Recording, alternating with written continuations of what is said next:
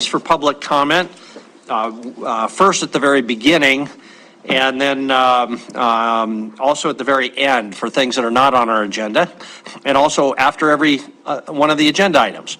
So we will, I'll ask our city administrator if he's got anything, and then we'll go to some public comment. Chris, anything before we get started? I don't, Mayor. We've got a lengthy agenda, so I'll let you get right into it. Okay, great. So we've got 6 items on our agenda tonight. If you can wait until we get to that item, if you would like to comment, please do. But if you have to leave and would like to comment on anything on our agenda, we'll give you an opportunity to do that.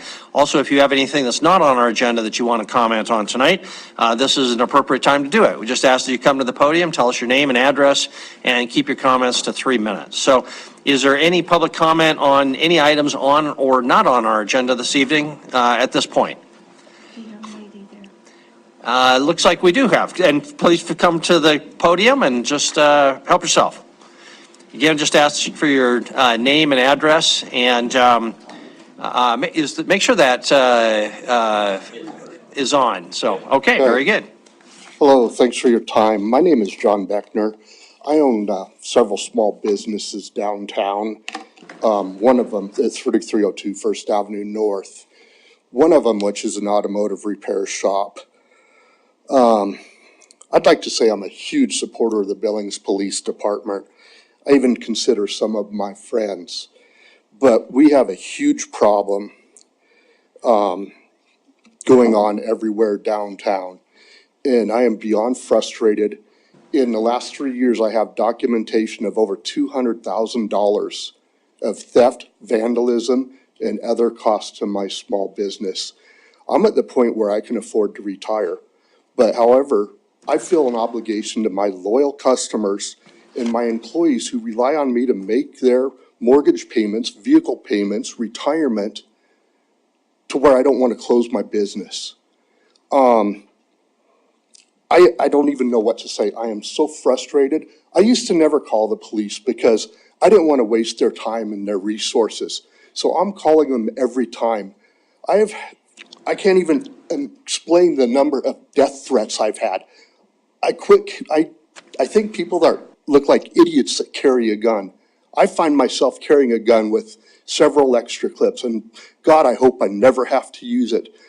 A few years ago, I was assaulted by an off-duty Billings Police Department officer who hit and ran my truck and was drunk. I chased him down, ran him off the road. That time I did call 911. There were probably 6, 7, or 8 police officers who responded. They did not cuff him. They let him sit on the curb, and the officer got up, punched me in the face, broke my glasses, and took off.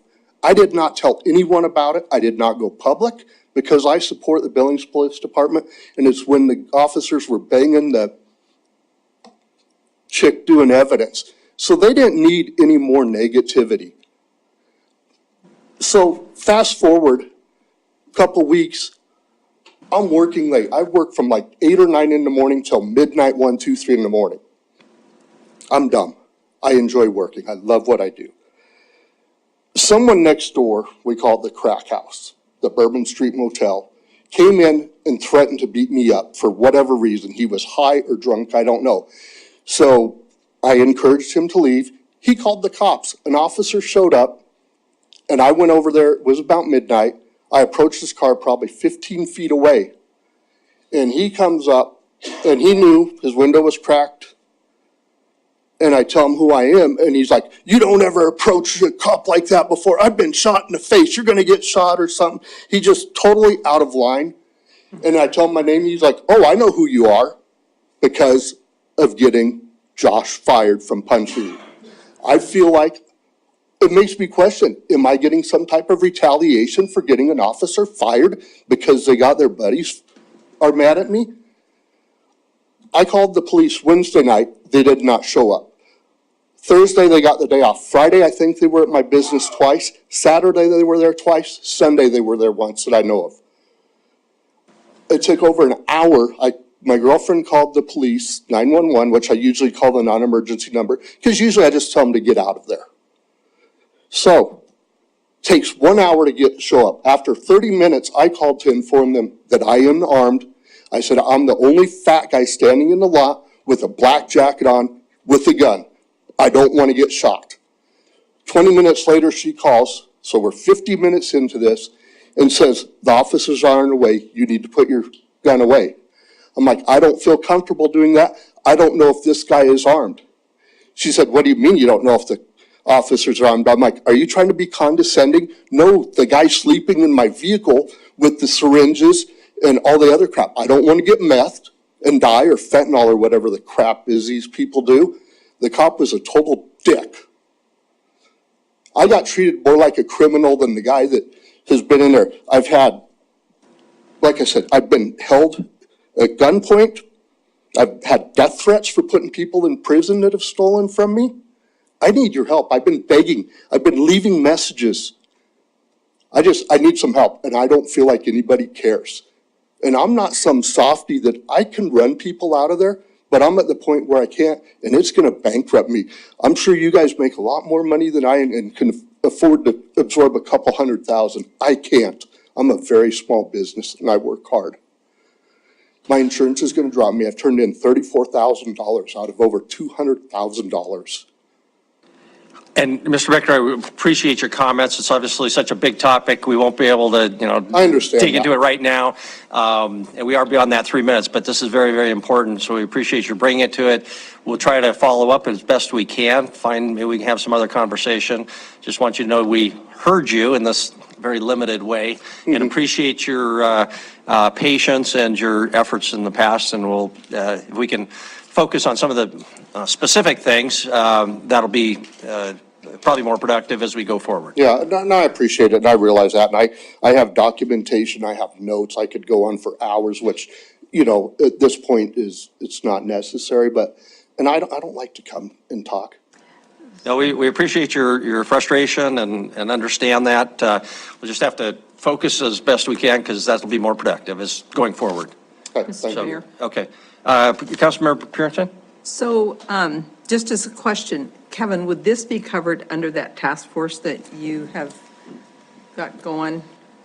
So Councilmember Purinton, what I'm hearing is more of just on the police side of things. So I'll reach out to Chief St. John, and then we'll check on some of the things that he made comment about tonight. Not to be disrespectful, I hope you have better luck than I do. And I So, think you did help me with Josh. I did. Punched me. Yep. And like I said, I've never thrown the BPD under the bus for it, because you guys don't need that. so But can I he wish your leave, officers would be a little more he kinder. leave his number? We appreciate that. Councilmember Purinton, would you have anything Well, else? just leave your number with Kevin if you haven't done that, if he doesn't know how to get a hold of you. And you were very good to me on that whole ordeal. Okay, so we know how to get a hold of you, so much appreciated. Okay, Okay. thank you, everybody. Sorry to right. be so emotional, but. No, it's man, understandable. It's tough. No, we understand. Thank you. Other public comment, anybody else? You had something? Go ahead. Hi, I'm Amber Carter in Park Hill Drive, Billings, Montana. I'm here to invite the mayor, city council members, and community to attend a rally tomorrow from 2 to 8 p.m. on the courthouse lawn. We are protesting numerous pieces of legislation that are harmful to the LGBTQIA+ that are community, including SB 99, HB 359, SB 458, among others. There has been a national call to action encouraging people to protest at their capitals. We are holding this rally in Billings for those who cannot make it to Helena. Our voices matter no matter where they are being heard. Also, all support is appreciated and helpful. Nothing is too small in this fight for our human rights. We will be on the Yellowstone County Courthouse lawn again from 2 p.m. to 8 p.m. tomorrow, Tuesday, the 18th. We hope to see you there. We truly want Billings to be a diverse, welcoming community where people prosper and business succeeds. Sadly, these pieces of legislation threaten that. We encourage you to be there to show your support for all of our community members. Very good, thank you. Thank you. Other public comment this evening? Please go ahead, if you have public comments, come to that podium. Evening. My name is Glenn Fournier, and I've been a long-term member of the community and in a lot of various capacities, including the director of Montana Rescue Mission for a number of years. Right now, my current occupation, I owned a metric wrench over here on the corner of 6th and 25th. And like Mr. Beckner, have suffered from, crime in our community is on the upswing. We know that. We see the statistics. And Billings Police Force has done a great job of protecting us from a lot of different things. Like Mr. Beckner, I too have, just this past year, over $10,000 worth of catalytic converters and other things stolen from our property. Even though we're in a chain link fence, even though we got cameras, we got security people, all this stuff. It's frustrating, but again, Billings PD has been very cooperative and very helpful in a lot of different ways for us. And we've been very fortunate that nothing serious has happened. But for example, just 30 days ago or less, had a gun pulled on me in my business as we were in closing. The assailant saw that I was armed as well and decided against it, so I called the officers. They responded, reasonable time, had camera footage, gave that footage to the officers. They looked for the individual, and I don't know whether they ever found him or not. I've had cars stolen from the Holiday. Of course, like I say, the Metric Ranch is right in the epicenter downtown. 27th and 6th are our favorite place. Cars stolen, driven up 6th Avenue North the wrong way through my fence, destroyed customer vehicles, a Mercedes and a high-end BMW. These are the kind of things that we're having issues with, and the vagrancy in that area, which is a serious detriment to our business anyway. Because we deal with high-end vehicles and high-end customers, and they just don't want to even bring their cars, BMW and Mercedes and what have you, into that area. They're just kind of concerned. So I'm just, again, same level of frustration, not quite as bad as John, but again, suffering through the same things, and as is a lot of the downtown businesses. And I know you guys are aware of that, but again, maybe more patrol. I don't know. I mean, I hate to ask for more burdens on the police department, but I'm sure you all were aware of it. And again, like I said, I just wanted to, in support of Mr. Beckner and where we're at, it's difficult, so. Thank you. Glenn, can I just ask you a question? Is the Holiday still selling single-serving alcohol, or the Albertson? I guess the Conoco is shut down, but. I'm sorry, Mr. Cole? Are they still selling single-service or single-serving alcohol out of the Holiday? Unfortunately, I think they are. I think I see that a lot. And again, like I say, there's a lot of drinking in the alley behind, with Denny's and Hub out of there now. We still see a lot of vagrants back there, partying in the bushes, and they've tried to clean that up a little bit. I mean, all the years I was on the streets doing street ministry, I recognize a lot of these people. I know a lot of them. So again, like I say, that's kind of some of the same guys, but not. There's a whole new crew that's cruising around in that area. So I think the biggest culprit of single serves were over across the street at the Conoco. And I don't think Holiday, we got a pretty good manager over there, and I don't think she's allowing that to happen, but I couldn't, say one great. or another, but. Just curious. All right, well, thank you very much for your comment, and Yep, thank you. duly noted, as they say. Any other public comment?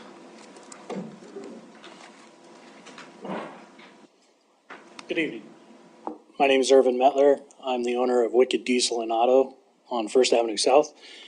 Some of you may have seen me on the news station last night. I'm also on the news station tonight. I'm bringing attention to all this that's going on, especially since code enforcement has written me a citation to paint over the graffiti on the back of one of my buildings that I did not put up. I understand that it's my building and that they want it cleaned up, but I also said that I will clean it up as soon as things get straightened up and I don't have to do it every other week. If you walk around the blocks, you can also see graffiti on other people's buildings. I wonder how many of them have been cited. Probably none of them because they haven't stood up to the code enforcement. The skate park has graffiti all over it. Why is Billings not being fined and threatened with 6 months in jail? I was threatened with 6 months in jail if I didn't do it. Now, you want to tell me why that's fair? When I call the police, when I catch the culprit doing it, he's painting on the back of my building. I catch him, I hold him there until the police come. The police say there's nothing I can do about it, and they let him go. And then after they leave, he tells me, you can't hold people. You're not allowed to do that. I caught a guy stealing a U-Haul off of my property. He had it hooked to his truck. I got it on camera. I went down there, I blocked him in so he couldn't leave. The police told me they can't do nothing about it because he didn't leave my property with it. He's stealing the trailer. We called U-Haul, verified that he has no right to the trailer. Every time I call, it's the same thing. I had people living under my big gas tanks. I got rid of them because they cut my fence and the police officer said, it doesn't say keep out private property. It's a fence. They cut my fence and they built a house underneath it and I had to kick them out. I held her there until the police came. I said, make her clean it up. They said, we can't do that. Why can't you stand here and make her take all that stuff out of here and throw it in that garbage can over there? Why do I have to do it? Why do I have to get in there and rub around all this crap that's dirty and pissy and everything else? How is that fair? Now, the last straw was when he called me and told me that he was going to write me up the citation. I said, go ahead and come on down, write me up the citation. We'll fight this out. I'm done with it. Until it changes, I'm not going to paint it. I'm not going to pay fines. If you want to throw me in jail, they can throw me in jail. That's the way it'll go. We'll fight it out in the courts. On top of that, he called me back a few minutes later and tried to write me up for not having a business license, which I do have a business license, and I proved it to him and told him, you want to write me up for that too? We can have a fight out with that too. Now, I'm okay with, being threatened, but when they come down and they tell me that they're going to threaten me with 6 months in jail, I get a little pissed off. So you will see me here probably every Monday until things get straightened out, and I will be speaking out. I will be trying to organize people to come down on my behalf and be here also, and I will continue to get the word out, whether it's on Facebook, Twitter, however I can. I will get the word out that this is a bunch of crap. Okay, thank you, Mr. Butler. We look forward to carrying on that conversation too. Just so anybody who might be watching knows, the reason that we require that people remove the graffiti is to prevent it from propagating. Once they see there's some there, it's more likely to come back. It's really unfortunate that that is happening, but that's the reason behind requiring that the property owner remove it, but maybe we can get some assistance on doing that.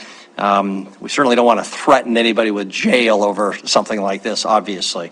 But that is probably part of our ordinance. He's not making it up. He's just probably informing you there of that. But Kevin, maybe we can look into that one too. The business about hooking somebody's a vehicle up to your trailer and preventing them. Yeah, maybe you can't prosecute them for theft, but obviously you can prosecute them for attempt of the theft. Seems like a kind of a no-brainer to me. So, again, maybe there's more that we can do on that.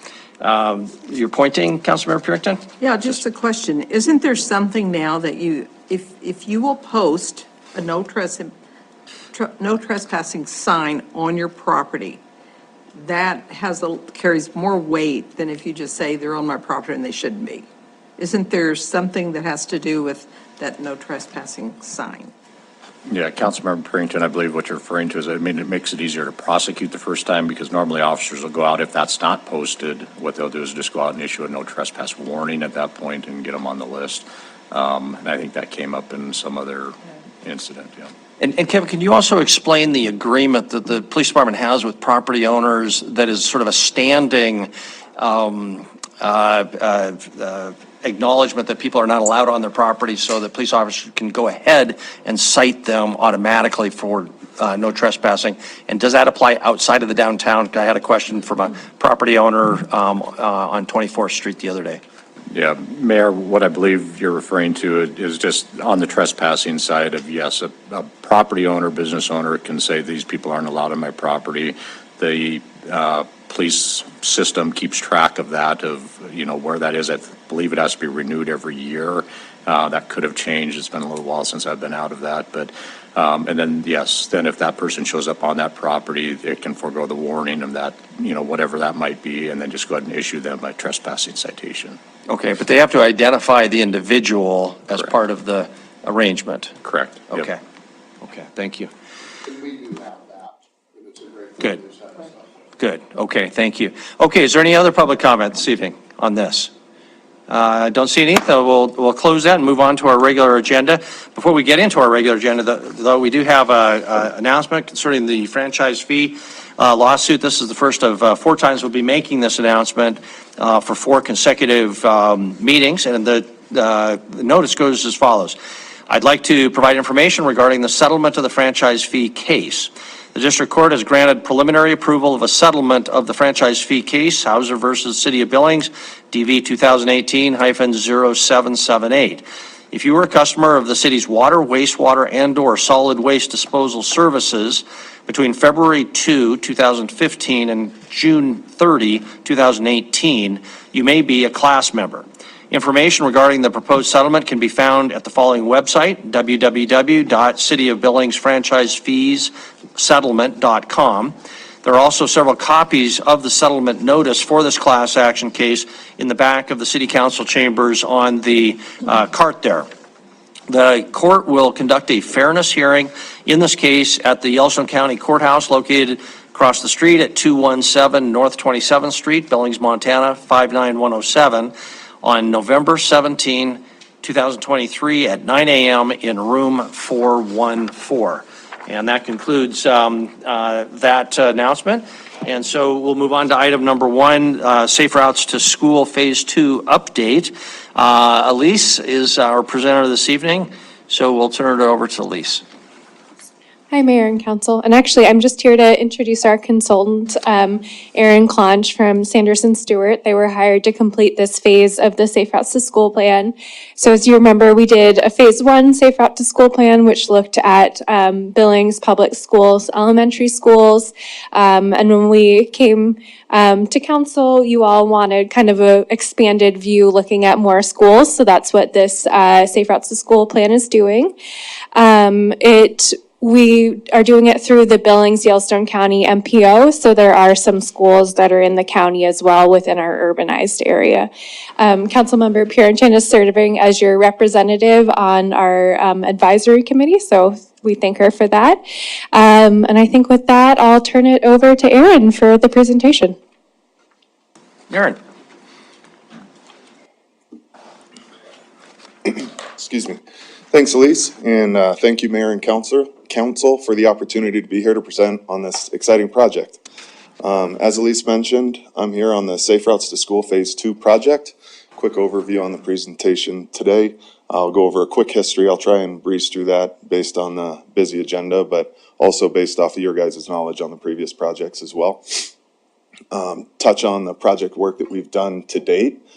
For your knowledge, we're about halfway through the project at this point, but I'll touch on the maps that we've done, some of the public engagement, our website and public survey that we've been doing, and some of the walking audits that we're currently undergoing. I'll touch on upcoming tasks that we will do to continue the plan and ultimately complete the plan and have it delivered and approved, and the schedule that'll undertake. As Elise mentioned, this is an update of a study that was done about a year ago, which was an update of a project that was done about 10, 12 years ago. Sanderson Stewart was hired to look at the School District 2 elementary schools back in 2011. You can see the list of schools there. The key thing to note is that it was that the School District 2 elementary schools is where we first identified safe routes to school to each one of those, identified projects, prioritized them, came up with some estimates. And in the past 10, 12 years, a lot of those projects have been completed. There's been projects like the trail behind Arrowhead Elementary School, Poly Drive, Kyle Lane. There's a bridge across the irrigation ditch, King Avenue East, trail and rapid flashing beacons out in front of Ponderosa School, all a bunch of sample projects that ultimately started with the Safe Routes to School project here. The various colors that you see in the circles around those dots, those are the schools within School District 2. I'm sure you guys remember it was probably, maybe 5 years ago now. School District 2 went through rezoning of their district boundaries. Obviously, that changes the shapes of those maps, and that created issues of what was a problem or what was a crossing concern, maybe isn't a crossing concern with the redistricting. So that led to the project that Elise just alluded to, phase 1 of this Safe Routes to School update. Again, you can see a similar list of schools that were analyzed and addressed with that phase of the project. They went through, they updated the maps, they updated project lists, crossed off the ones that were done in the 2011 study, came up with new ideas, new projects, prioritized those. The other thing that came about, there's been a lot of talk recently in the Safe Routes to School analysis, kind of nationwide, things like the walking audits that I'll touch on in a bit, crime prevention through environmental design or CPTED being an important part of it. Then there's also, they came up with an infrastructure toolbox, kind of a mix and match based on various projects and how we can identify those projects and address some of those projects with these tools in the toolbox. So that leads us today to where I'm at, and I apologize, it looks like there's a little overlap on the screen there. Phase 2 of this Safe Routes to School study is what I'm here to talk about, what we've been hired to look at. There's 17 schools on that project list, and they're broken up with 6 School District 2 middle schools that you see. The county schools that are a little bit hard to read there on the screen, but that's Elysian, Independent, Lockwood, and Pioneer. Those are the county schools within the MPO boundary. And then that bottom list of private schools, and that's Billings Christian Elementary Campus, Billings Christian High School, Billings Central High School, Grace Montessori, Mount Olive, St. Francis, and Sunrise Montessori. So those are the 7 private schools that we've been looking at. The unique thing with these schools, as Elise alluded to, is these have never been looked at. In the past, going years, decades ago, middle school and higher, I should say, was kind of thought of as a secondary afterthought. The kids were older, thought to be more independent and could be trusted more, so they were normal pedestrian traveling, just general public. Having a middle schooler of my own, I see the merit in that, but I also see the distraction that they walk through and that they deal with on their phones nowadays. So I'd maybe argue that the middle schools maybe need it more, right? Excuse me. So what have we worked on to date? This is a snapshot of Castle Rock Middle School. As you can see, I put this up here as a sample for the middle. We've done this for all of our middle schools, or I shouldn't say middle schools, all the schools within the project, within the phase 2. What you'll see there, just quickly, to identify some of the tasks that we're undergoing, various lines on the roads representing whether there's trails or bike lanes. The kind of whitish colors on the roads, that's indicating where sidewalk is present. We're underlaying our base map with all the GIS data available, so it can help us to identify where are some of the holes in these neighborhoods immediately adjacent. The dark blue is a half mile. I call it a radius, but obviously it's not very circular. We've looked at the network as kind of a geospatial half mile of what it would take to walk to get to each school. So that's why you don't see those nice round circles. The lighter blue is just a mile extended outside of that. So as I mentioned, it's something that we've been analyzing from the start and getting these base maps at the very start of the project, and we've done it for every school so far. And we've been using it in the next portion of our tasks, and that's been public outreach and engagement. We've gone out to every school so far. We've put these maps out to try and generate interest from the public, from the parents, from the students, whether that be at school board meetings. We've been to volleyball games, we've been to choir concerts, just ultimately trying to get as much input from the public for this important project. The other thing that we're doing at those meetings is advertising our website. So this is the other big driving force for our project, is get people on the website, sign up, survey, get input out there. And, you know, I want to step through real quick. We'll pull up the website so I can show you quickly how easy it is to get through it. If we can get it to reach. Oh, thank you, Elise. Okay, so, and I'll try and lean and do both here. As you scroll down, you can see contact information on the right, just general school information, project information as we continue through. We've got kind of our timeline status on the right here, talking about the online surveys, the walk audits, upcoming schedule of these walk audits, again, that I'll describe in a little more detail in a minute. More general information, ultimately down to this point where you can get to survey, volunteer, register. I'll skip that. That's just general demographic information. What schools are you interested in? What age? Do you have kids? Do you have grandkids? That sort of information. But the other item here that I wanted to show you is the Safe Routes to School map. So this is kind of our home base for all of the public's comments that they can get on this map and physically get in there and show what are the issues of concern. And the way we do that, if you just jump on this add pin, what type of project or problem do you have? We've got it grouped into different buckets, whether it's a crosswalk, biking, sidewalk, traffic congestion. Let's say we've got a concern with traffic. Say this is generally along Grand Avenue. We drop the pin, you type in traffic congestion, you hit save, you can upload an image, you're on your way. It gets loaded, it's in the database, that comes to us, and that's all the data we're looking for. So let me get back to my presentation.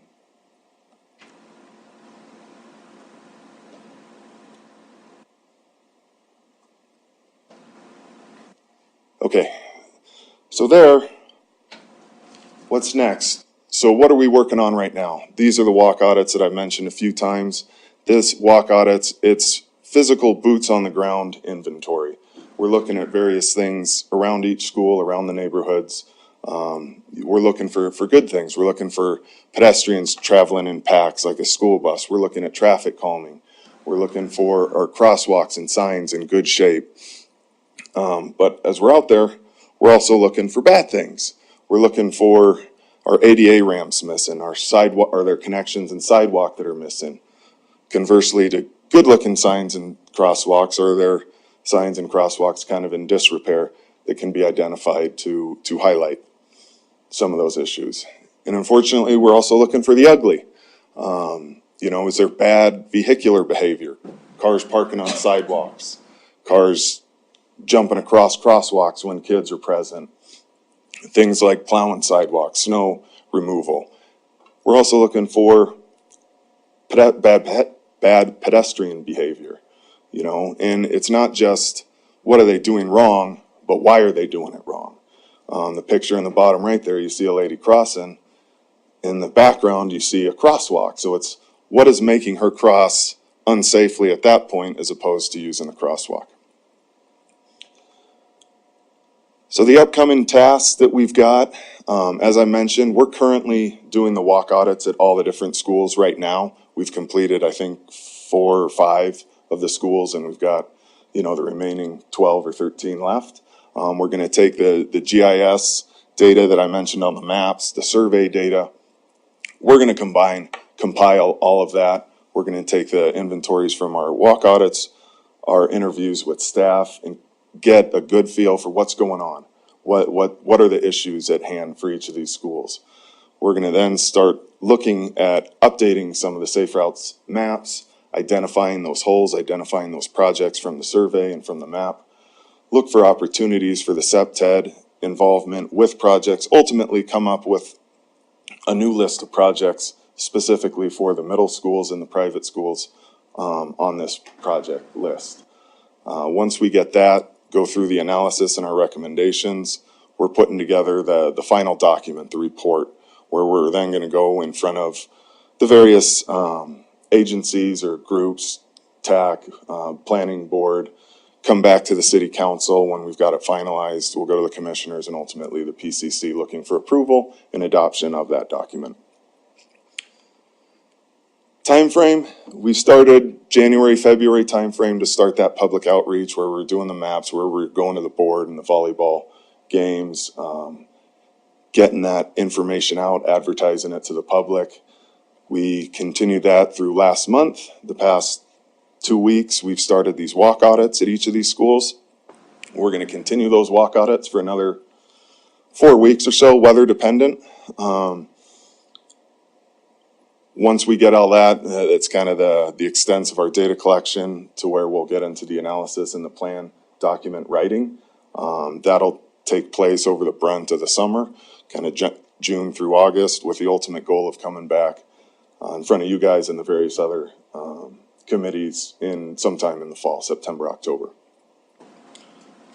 With that, I'd open it up to questions. Good, thank you, Aaron. Question for Ward 1 is all over this. Councilmember Gulick and Councilmember Shaw. Sure. This was very helpful. Thanks for the presentation, Aaron. And it's probably not, it may not be in your scope of work, probably isn't, in fact, but one thing that, when I seen the map with the example of Castle Rock, is there a way of being able to figure out the number of dwelling units that are within that half-mile, quote-unquote, radius and 1 mile radius? And I could imagine that, there's it's the number of those dwelling units within that radius would be a function probably of connectivity as well as density. But if there's connectivity gaps that are that can be bridged, like there's some sort of passageway that's not necessarily a street, but that could be put in. I'd just be curious if there's some sort of analysis that can identify those. In terms of straight dwelling unit per 100 square feet or 1,000 square feet or whatever that we're addressing, we don't have that in the scope, but I can tell you that when we do some of that geospatial analysis, we're looking to connect neighborhoods to the school, especially if they're immediately adjacent. Castle Rock's a great example, because there's the neighborhood immediately to the southeast. There's a couple of little park trail connectors that kind of split through the neighborhood, that to me are a prime example of trying to, highlight those in terms of this is a great way to get your kids to school. I mentioned the CEPTED analysis, the crime prevention through design. Those connections are some of the things where, if the fences are too tight or too tall, now all of a sudden, it's tough. It's difficult for parents to say, hey, go walk through that, 1,000-foot corridor where, you've got a tall 6-foot fence on either side. I'm not saying it's that way there, but just those are the types of things we'd be looking at for that too. So I guess indirectly, no, but yes. I don't know if that. There were two different questions. So one's yes, one's no. Yeah. Councilmember Shaw.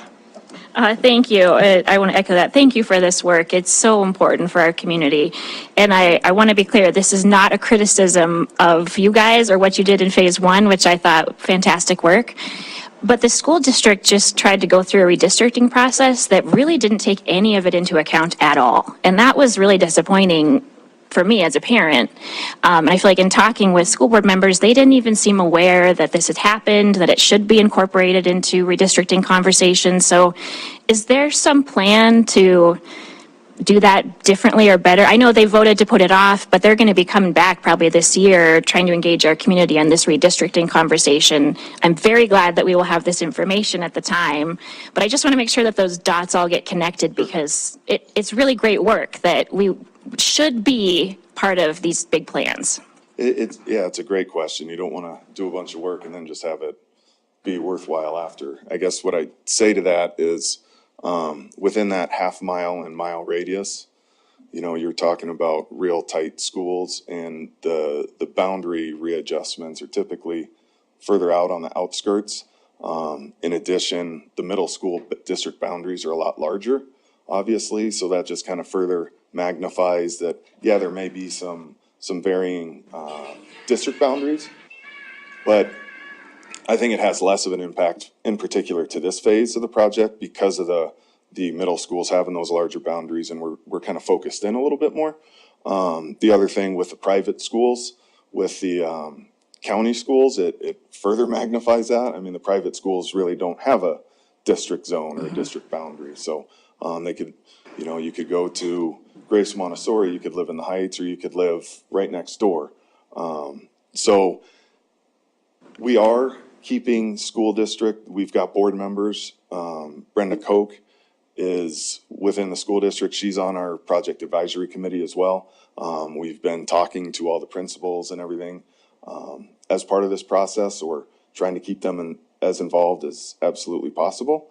And it's a very valid concern, but I think it's something that is going to work itself out as well. I hope that's true. I would just touch on, it's actually the middle schools that I think are going to be the biggest critical piece in this redistricting process, because I don't want us to get sidetracked, but quick example of moving kids from a neighborhood where they can easily, even if it's 3 miles, they can walk safely to a middle school versus having to traverse railroad tracks, go through the downtown.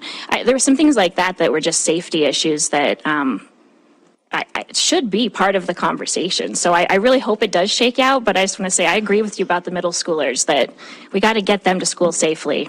I make a note, and I'll make sure to bring it up with Thank you. Brenda Koch. Thank you. Great, thank you. Councilmember Rowan. How did the walk audit go at Castle Rock Park, or Castle Rock School? I was not there personally. I spoke to our planner that was at the project. Elise, were you at that? My understanding is that we got all the information that we needed. There's items to address, which obviously is the point of the project. So from that standpoint, it went really well. I think I don't know if we had any volunteers show up for that one to help with it, but the principal helped. That was my next question, are you guys still looking for volunteers for the other walk audits? Absolutely. And that's the link on the website. You can scroll down and find it. There's a volunteer registration tab. So absolutely, any and all help we can get, it would be fantastic. Very good. So parents, teachers, administrators, community volunteers. Public, anybody. Oh, okay. All righty. Thank you. Okay. Other questions for Aaron? Councilmember Tricky? One thing that I definitely would do would be to put the volunteer opportunity onto justserve.org. That is a very growing effort to help coordinate volunteer work in the Billings area. Well, larger than that, but certainly in Billings. I had one question, and it's more of a conceptual question. Is this something that we should be thinking about putting on like an auto repeat for a while? Like maybe do 1/3 of the city every 3 years, just to make sure that we're staying up to date with what's actually changing and whatnot. Plus also I think that would, knowing that is going on a regular basis, might help with awareness of all that stuff too. I'll start and maybe Wyeth can fill in. So the plans are paid for with our Billings Metropolitan Planning Organization funds. And there are certain plans that we certainly do update every couple of years. Our long-range transportation plan, for instance, it's federally mandated that we update every 5 years, I want to say. It's been about 6 or 7 years since we've updated our bikeway and trail master plan, so we're updating that again. So yeah, definitely as things change, we can look at, revisiting Safe Routes to School. We come back to different topics. Last year, or 2 years ago, I guess, we looked at the Safe Routes to School plan from 2010, 2011, and we said, oh, maybe it's time. It's been a decade, things have changed. So I guess that's what I would say. Why? Do you have anything to add? Thanks, Mayor and Council. Councilmember Tricky, I would just add, and Debbie's here as well tonight, but one of the things that's important with this is like with the Safe Routes to School Phase 1, where we have all the recommendations that we're now starting to implement. Some of that is putting in infrastructure that's going to be there for a long time, again, based on the school and where the kids are coming from the school. So I would agree with Elise, we would look at that over time, but there's going to be, in the next few years, we're going to be putting in some of that infrastructure that phase one recommended. What comes out of phase two would be a similar situation, especially obviously within the city where we have the ability to program and look at how we could do that. So I think it'd be a fairly long horizon, only because infrastructure would get put in and then kids would use it and we would evaluate it. Follow up to that, how often do the schools update the district lines? Councilmember Tricky, Mayor and Council, I can't answer that in terms of the plan. I mean, they've done it once since I've been here that I'm aware of, and they're now looking at, as Councilmember Shaw mentioned, a second one, but I can't speak to how they're doing that in terms of timing. Thank you. Okay, thank you. Councilmember Pearson? Well, I just have to commend Public Works. Debbie's going, what did I do now? But because they did put the stop signs up for Poly School on Brentwood, Logan, and Nina Claire. And I mean, we drive those streets all the time, and I just think, I mean, that's a good, inexpensive way. They talked about putting sidewalks on Logan, which it was kind of like, why at this point? So I think those stop signs are good. It definitely slows the traffic down. So anyway, so thank you. Okay, thank you very much. Councilmember Dees? Thank you, Mayor. I'm really glad to see this expanded like it was. I think that's what council talked about for quite some time, that safe routes to school is really important. I felt that because of the funding was lost, a lot of this kind of died, and so I'm glad to see this really reviving now. So a couple of questions about this when you bring this to us in the fall.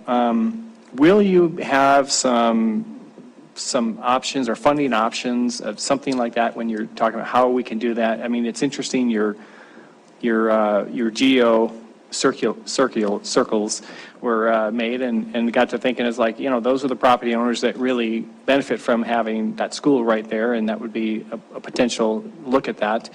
And so what type of, I don't want to spoil what's coming down the road, but I mean, what type of funding options do you look at besides just, you know, safe routes to school grants that don't no longer exist? Yeah, that's absolutely part of the document is the short answer. We will be looking at various funding options, whether it's federal, state, city, available, like you mentioned, grants. I know the TA grant program just went through selection or maybe application is a better way to put it. Expired last week. You know, CIP funding, looking for opportunities to pair up some of these projects with some larger road projects. I mentioned King Avenue East that was done as part of the previous Safe Routes to School, being identified there and being able to tie it with large road projects. In terms of like straight neighborhood immediately around, yeah, it's something that we need to address and look for. But right off the top of my head, I don't have Okay. You know, you'll see these funds. Okay, Mayor, I have a couple of other questions. Okay. Did you want to? Yes. So part of Sanderson Stewart's contract for the schools in the county is to look at rural special improvement districts that could be implemented to help pay for those projects in the county, because we know it's just a lot harder in the county than it is in the city where we have funds. I guess I'll also say there's a lot of federal funding out there right now for projects like this, so that could certainly be a possibility in the future. Okay. Great, thank you. Councilmember Dees? Yeah, so I also was really happy to hear you mention SubTED, because I think that's very, very important when we're talking about the different designs and how we've created, you know, these corridors that are not safe. And so as those are the things that you identify, I'm hoping that you provide solutions that the council can take a look at in different policies that we may have to implement to make sure that those things are not created in the future. And so I'm hoping that something like that would be in that document. Yeah, absolutely. Good. And then the last thing I had that you brought up, which I guess I didn't think about before, is the middle schools. I mean, I'm glad they're in here, but then you're right. They have a much larger distance that they travel. They have more capable of traveling a distance. So I've always felt that half mile is very important, and a mile minimally, that's what we should be looking at. But because they are middle schools and they have a larger thing, and maybe we can't do it in this report, but as Councilmember Cherokee mentioned, that we have other reports down the road to do, should we be looking at expanding that middle school so that once that infrastructure's completed in the mile radius, that we could start looking out at 1.5 miles, 2 miles, something like that, we make sure that those areas are continuing to grow safer. Generally speaking, I think, yeah, it's a good option. I know that the data nationally with Safe Routes to School is there's kind of a breaking point in terms of what's the distance that kids walk to school, and it's that 1/2 mile to mile. It is somewhere in that tipping point in terms of, outside of that, they either get bused or driven to school. Inside of that is where you see the majority of pedestrians. So that's why a lot of these Safe Routes to School studies are focused on that magical 1 mile number. So in terms of schools, I guess I'd recommend sticking to that 1 mile just because that's the pedestrian usage tipping point. Okay, so middle schoolers wouldn't have a wider walking ability versus the elementary schools.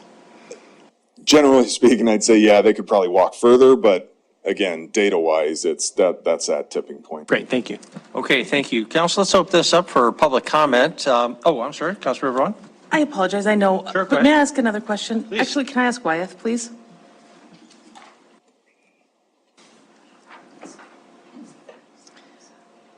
Wyeth, you've probably explained this, and I'm sorry, but what exactly is the intersection between Safe Routes to Schools and the Bike and Trail Master Plan?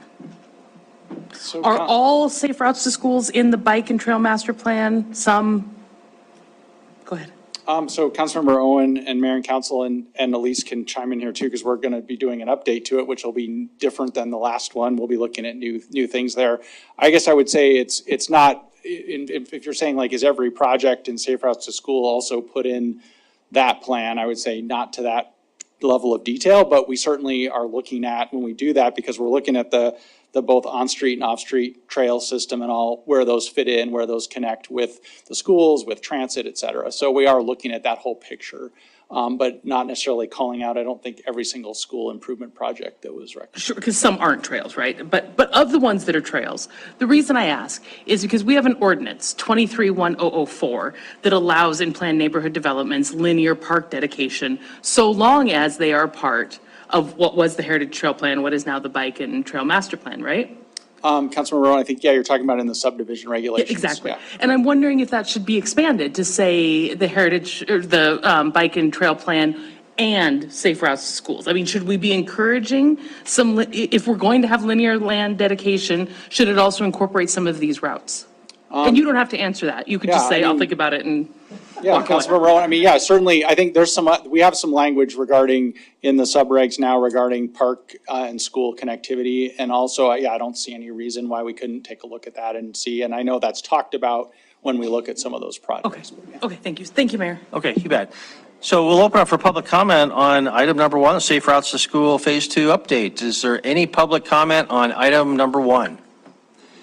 No one's coming forward, no one's online, so we'll close the public comment period. And thank you, Aaron, thank you, Elise. I'm just gonna make 2 quick comments. One is the great importance of those RSIDs, because we don't want to be inheriting, when these properties eventually are annexed, these islands of inadequate infrastructure, these infrastructure deficits. So if we can encourage the county to address those problems now, that helps the city in the long term. And the other thing I'll just mention, Councilmember Owen, if I'm thinking of the right thing, that provision isn't something that really says we want or don't want linear parks. What it addresses is whether they get credit for their park dedication. And what it says is they only get it if it's a part of the Bike and Trail Master Plan. Yes. And so that's, to my question is, Yeah. how inclusive is that of the Safe Routes to Schools? Yeah, and the history of that is they didn't used to give any credit. And I was involved with a development that we really thought that should get credit. And that was a compromise, that if it's part of the program. But those are great resources. So, okay, we'll move on. Item number 2, the CDBG and Home Budget Allocation Action Plan. Our Brenda Beckett, our Community Services Manager, is our presenter. So we'll bring that up and turn it over to Brenda. So Mayor, if I could, and I was just kind of checking with Aaron while we're loading up here. And this by no sense is absolute, but as we think about the policy decisions going forward about safe routes and about walking corridors, I think one of the tougher policy decisions, and it's generally a known, it's not an absolute, it kind of depends on distances, is where we have privacy fences along corridors in backyards. Those fences, those are allowed, and they're going to be there for decades. So thinking about policy decisions on how to, what maybe incentives may be able to be done, as well as what policies we would put in place if what comes out of safe routes is that that's one of the real challenges we have. I think that's a policy area that will be a challenge for us, and I would encourage any level of research or creative ideas other communities have. We'll be looking for the same, but I think that will be, I just suspect in my gut, that'll be one of the more consistent, common themes, and we really don't have very many neighborhoods in Billings that don't have that challenge, especially if they were built in the past 25 or 30 years, whether they're on the extreme edges or some of the infill projects. So just food for thought. Thanks. Yeah, thank you very much. Councilmember Troy, Councilmember Denise? Thank you, Mayor and Council. And we could also add gated communities. There's no connectivity through a brick wall. So that's definitely something that is popular, and there are some gated communities on the west end. That really cuts off connectivity to the school, and you have school kids that have to walk long distances to get around those gates. Thank you. Thank you. Councilmember Denise? Thank you, Mayor. Chris, just to talk to you, since you're talking a little bit about policy, I agree that it could take decades for that to be fully changed over, but until that policy is created, we won't have it start. But then one of the nice things about, which is a lot faster than like when we did with the sign code, hoping to see some signs reductions, that'll take much more than decades. We get a hailstorm every couple of years that wipe out a lot of those fences, and so they may have to be replaced, and the new code would allow that change to take place. So I think we can see a much better, safer community developed with some policy changes like that. Thank you. 4-foot fences are beautiful. Dogs love them also, though, because they can get over. Okay, Brenda, it's all yours. Hello, everyone. So we're here to talk about the CDBG and Home Annual Action Plan. This is relatively the same presentation that I'll give you next week. Oh, Kevin, it just doesn't work for me. Yeah. Just worked. I know. This doesn't work for me.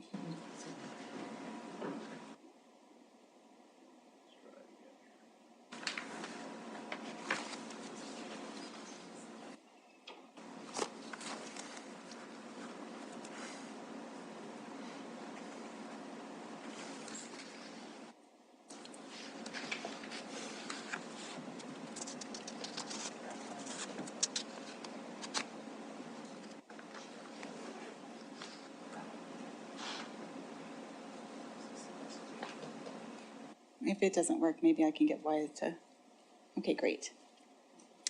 So the process for this annual action plan began last September, where we ran through our achievements and accomplishments for the comprehensive annual performance evaluation report last September.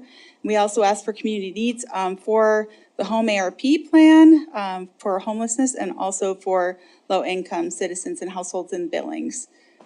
We had offered assistance as soon as our applications were available for CDBG and Home on December 12th, and the applications were due on the 20th of January.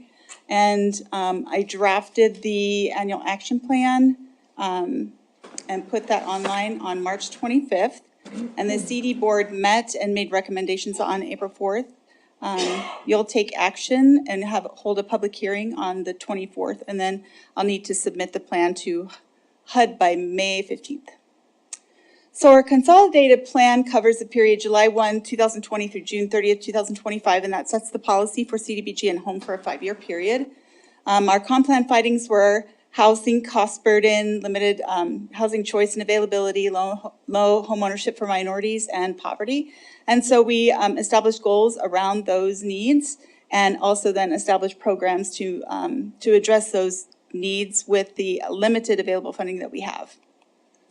So we've been receiving, the city of Billings has been receiving CDBG since the 1970s, and we get about $650,000 a year.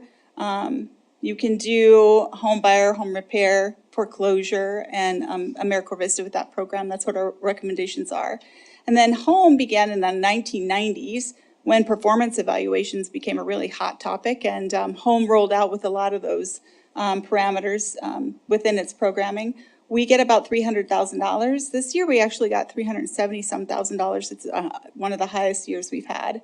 So we can only do housing with that program, home buyer and housing development.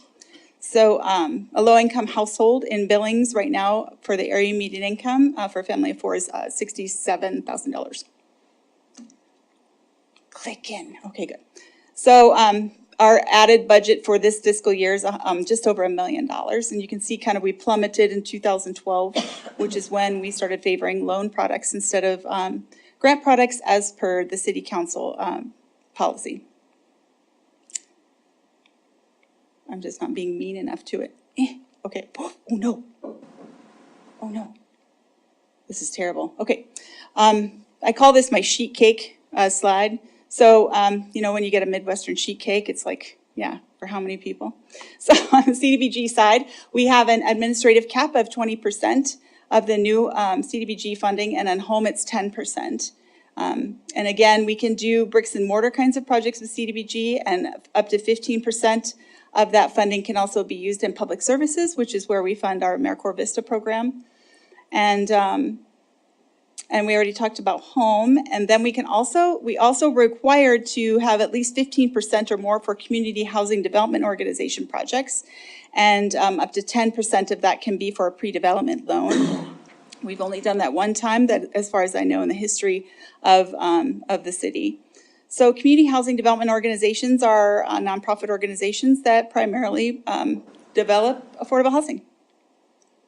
Our community development board recommendations are for the CDBG and home caps at the percentages that are allowed, and Vista at $63,000, and that leverages another $361,000 grant.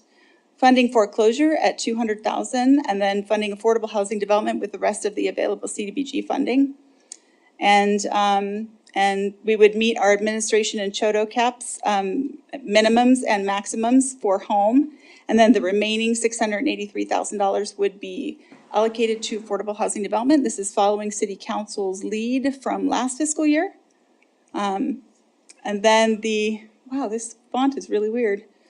The current allocations for affordable housing development would then be, well, we have funding currently there. We have not received any applications for this funding in correct format. So we still have the $143,000 and change, and then almost $520,000 in home.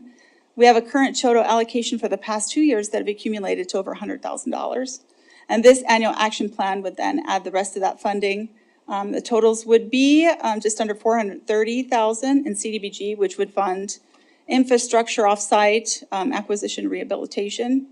And on the home side, you could do new housing construction, acquisition, and rehab on that side too. So that is the recommendation. City Council support began in 2013 when the library was demolished. We get annual rent and parking for about $60,000 from the general fund. And then the City Council has funded 2 different times a revolving fund for housing development and staff time. And that is just under $500,000, $450,000, and we've assisted over 40 households with homeownership and repairs with that funding. So that's it. Very good, thank you. And Brenda, can you just remind us how many units we get for this? Seems like a lot of money, but of course we don't get a lot of bang for these bucks. But oh well, I don't know that I'd hesitate to say how many units this would fund. We're required by federal regulation to be the last stop for funding. So we're supposed to fund like gaps. So if an organization comes in with $4,000 or $4 million, then we could fund it at $1.7 million and they could probably do, I don't know. It just depends. It just depends on the type of unit. So. Okay, Councilmember Gillett? Thank you, Mayor, and thank you, Brenda. There was a slide earlier when you were showing kind of the charting of how much we receive in funding, and you mentioned the drop that occurred around 2012, 2013. Yeah. I think you mentioned it was changing the nature per council direction of types of programs where we were offering, and it was going from grants to loans.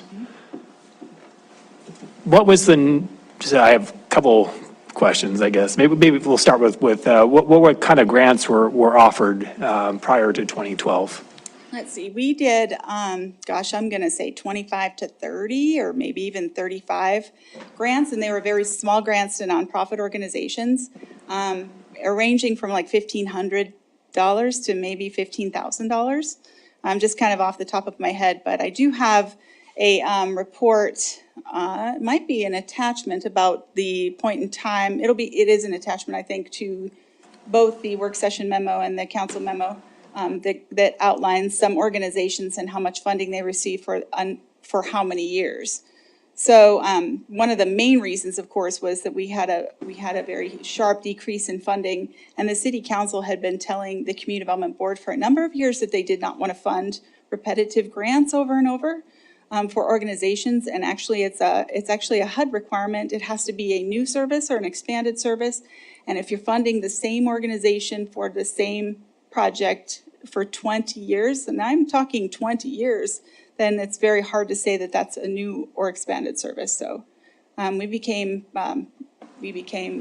was a risky situation then for us to continue to fund those.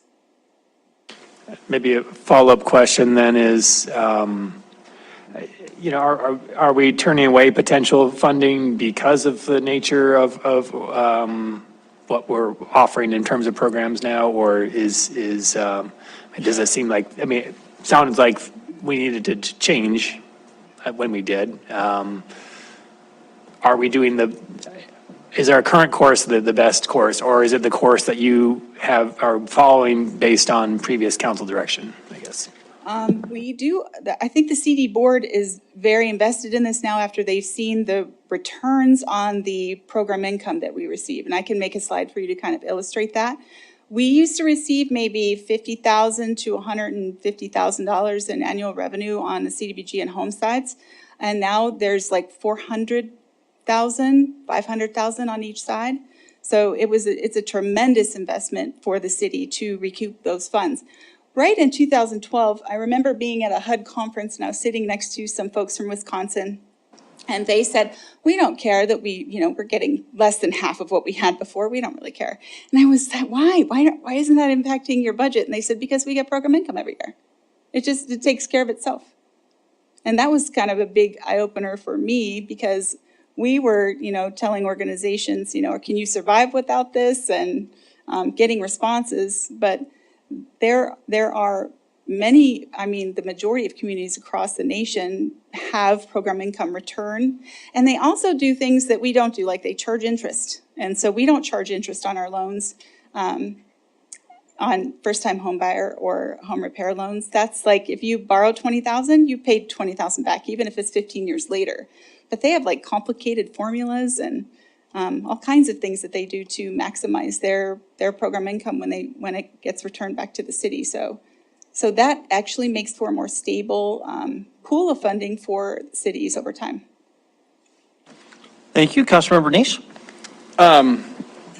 Brenda, there's a lot here. Unfortunately, this is a great presentation, but here, this is what the recommendation is, but I don't know what as Member Gulick mentioned, I don't think we know all the different options. And you just mentioned something that, of course, piques my interest, because I know our city has done very well with revolving lines and funds and stuff like that. And now I find out you're saying that we don't charge interest.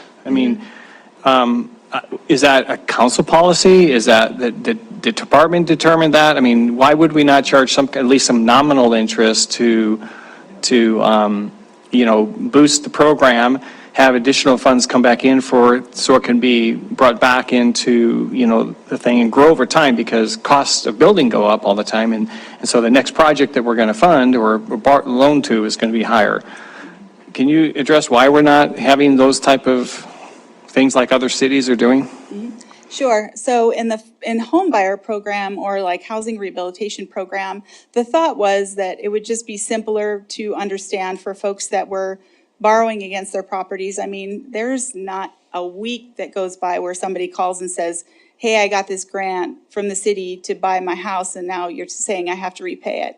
It's actually never been a grant ever. It's always been a loan. And so that's one of the big things that's a big hurdle. So for us to charge interest over that and have a complicated formula would be one specific, it would be a hurdle, I think, for the public to kind of adjust to, but it's definitely doable if it's done across the country.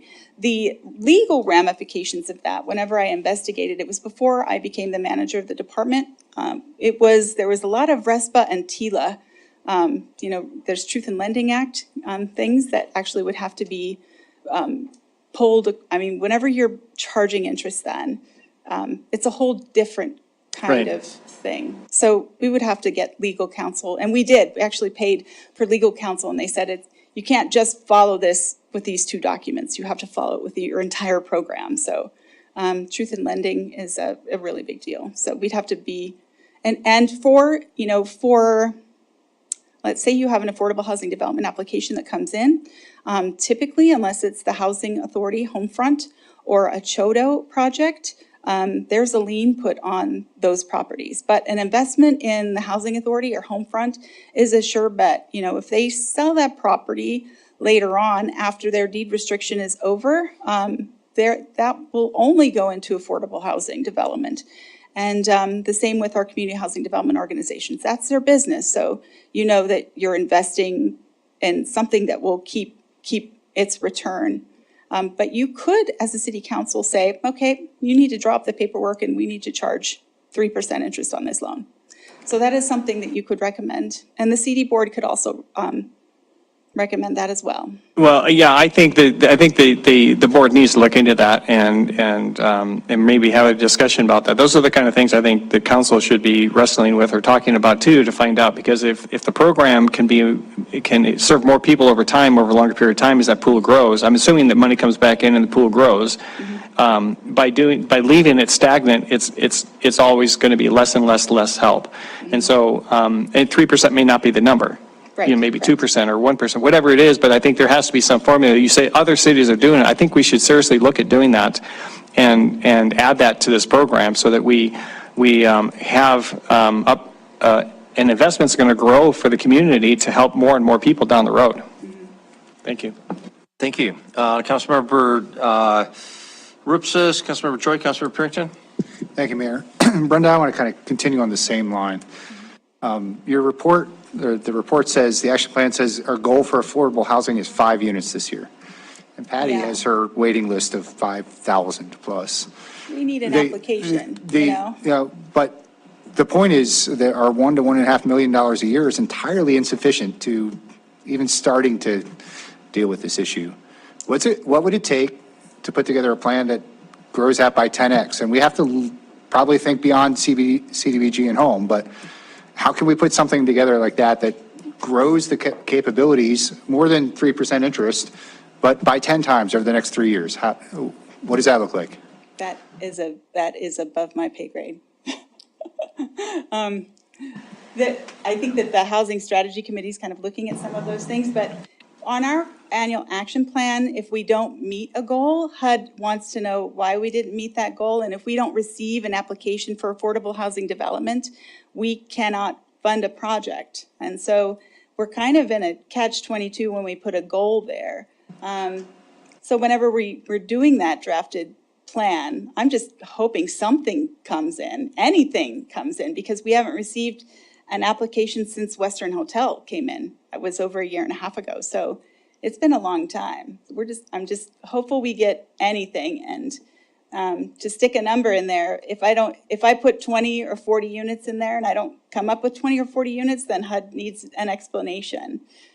They've actually had me go back and make amendments to the consolidated plan to change goals in previous years if I missed it too much. So if I got, let's say we said we were going to do 500 people for public services for Vista, and we ended up getting 1,500. I actually had to go back and change the consolidated plan goal to 1,500 so that it would match through the system, through their system. They're kind of weird about goals. So that's why we have a small goal there. Councilor Rubsis, you want to follow up? I'm sorry. Are we not allowed to think beyond the scope of CDBG and HUD? I mean, can we like take the blinders off and say, okay, we need a bigger pool to start tackling this issue? And yeah, I know like those programs are insane to deal with, and it's probably a big part of your job, just tracking the requirements of them. But we need a bigger budget to deal with this stuff. And how do we get there? And I'm sorry, we just can't have passive statements like, oh, well, HUD is a pain to deal with, but we need bigger plans and a bigger budget to get there. So I don't know if it's you or if we have to, direct the CD board to do something, or if we should just sit and wait for the housing strategy to come forward. But I think we need to be thinking in big terms of growing that budget to deal with the problem. And I completely agree, and the board completely agrees.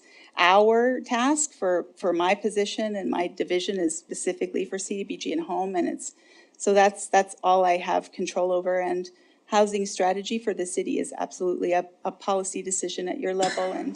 And you remember we talked about affordable housing last year, and the question was, why aren't you upset? I'm like, you're talking about affordable housing. You can change the whole annual action plan for that. I mean, we would support that 100%, but it's like I said, now we have this much money. Do you have $4 million? So that was my number. I'm like, maybe if you offered $4 million in conjunction with that, then that would be a place to start. Because the last project we funded that was, new construction was $5 million. So you're absolutely right. We need a bigger budget. I just don't have it within my capacity or my job, the scope of my position or my division to be able to do that. Okay, thank you very much. Councilmember Joy, Councilmember Purington? Oh, I'm sorry, Chris, you wanted to comment on this topic. So one of my questions as a follow-up to Councilmember Rubsis is how much money does the city of Billings put into this program? And when you look across your peer groups, how do they fund housing systems? Because I get the impression that we're exclusively reliant on the federal side of it, and we as a community has never said, we're going to collect dollars locally and invest in this area. Now, again, unfortunately, we don't have a lot of tools to us, but I've both worked in communities and know other communities in the state that for several years were levying a certain number of mills to invest in affordable housing in their communities. In this case, I think our investment is $60,000 a year. And we did that when we had a crisis of space need and a budget that couldn't deal with it.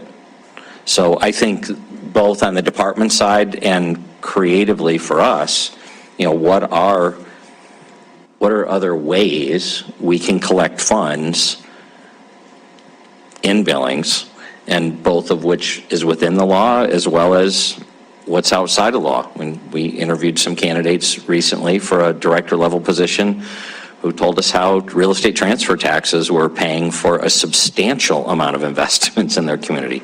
That's not a tool in Montana, but it is a tool that's used quite heavily in states that see a lot of real estate turnover for kind of obvious reasons. But so I welcome the challenge, but just I didn't know if really 60,000 is our city investment into affordable housing. So Brandon, you want to comment on that specifically? Yes, the city council has run into extra funds from at least 2 different times, and that was this $445,000 that is rolled back in when repayments are made. So that has been reinvested in home buyer and home repair programs. So that has been tremendously helpful, at least for the 40 families that have been assisted there. So, if you look at the figure and how it's rolled over the years, it's actually a fairly high number for a smaller investment that began in 2013. So, Okay, Councilmember Dre? Thank you, Mayor and Council. I'd love to hear all this discussion. The CBD meets on Tuesday at 3 o'clock in the Miller, the first Tuesday of the month in the Miller Building, 6th floor. So any of you, any council member, it's open to the public. Be great to see more council members come and listen to the discussion that the board has. I wanted to talk a little bit about the manufactured home and the home repair program.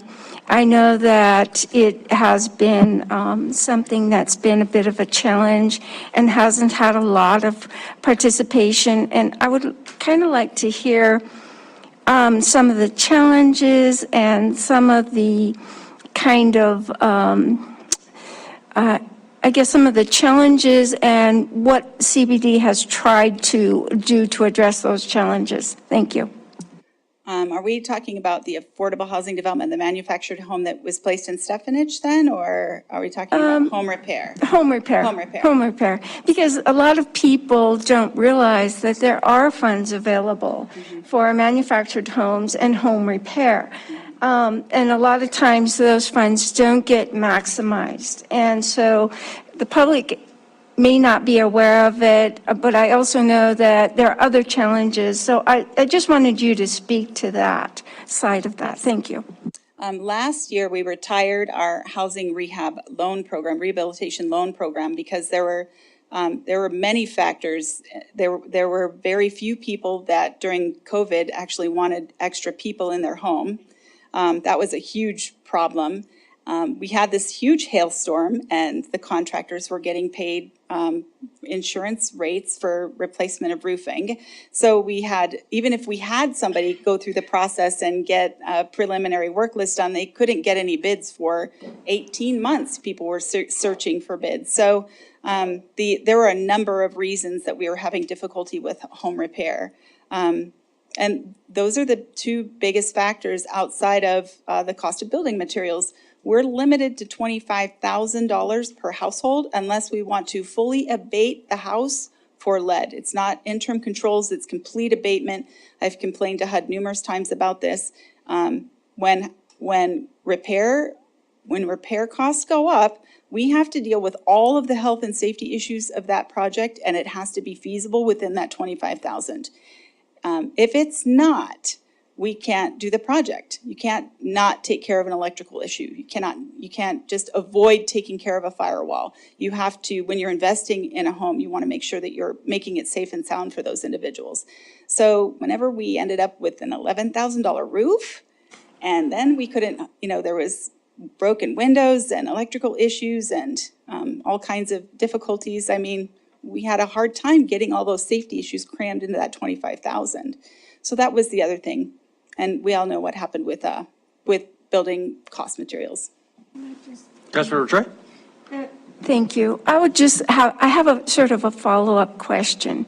What kinds of issues, when we're talking about housing stock and we're talking about affordable housing, and what kinds of issues are homeowners dealing with when they talk about needing to repair their home? Because I think that sometimes we may think, well, if you winterize the windows, that could be a good investment, and it is an absolutely good investment. But in terms of the kinds of housing stock that we have and the issues, what kinds of problems are people experiencing with their home that need repair? Where do they start, and to kind of address that issue? Thank you. The largest thing that we're hearing about is deferred maintenance. So you're in a home and it's kind of falling down around you, and it kind of, especially as people age in place, that is one of the most significant things that we saw with the home repair program. And some got into very tragic, serious situations where roofs were, caving in and things like that, to where we couldn't help a project because it was infeasible. I'm not sure I'm answering your question, just because we haven't received any applications for the past year. But I think that is the biggest situation that we had, was deferred maintenance. And we all know once you let something slide, then many other things can slide in those properties too.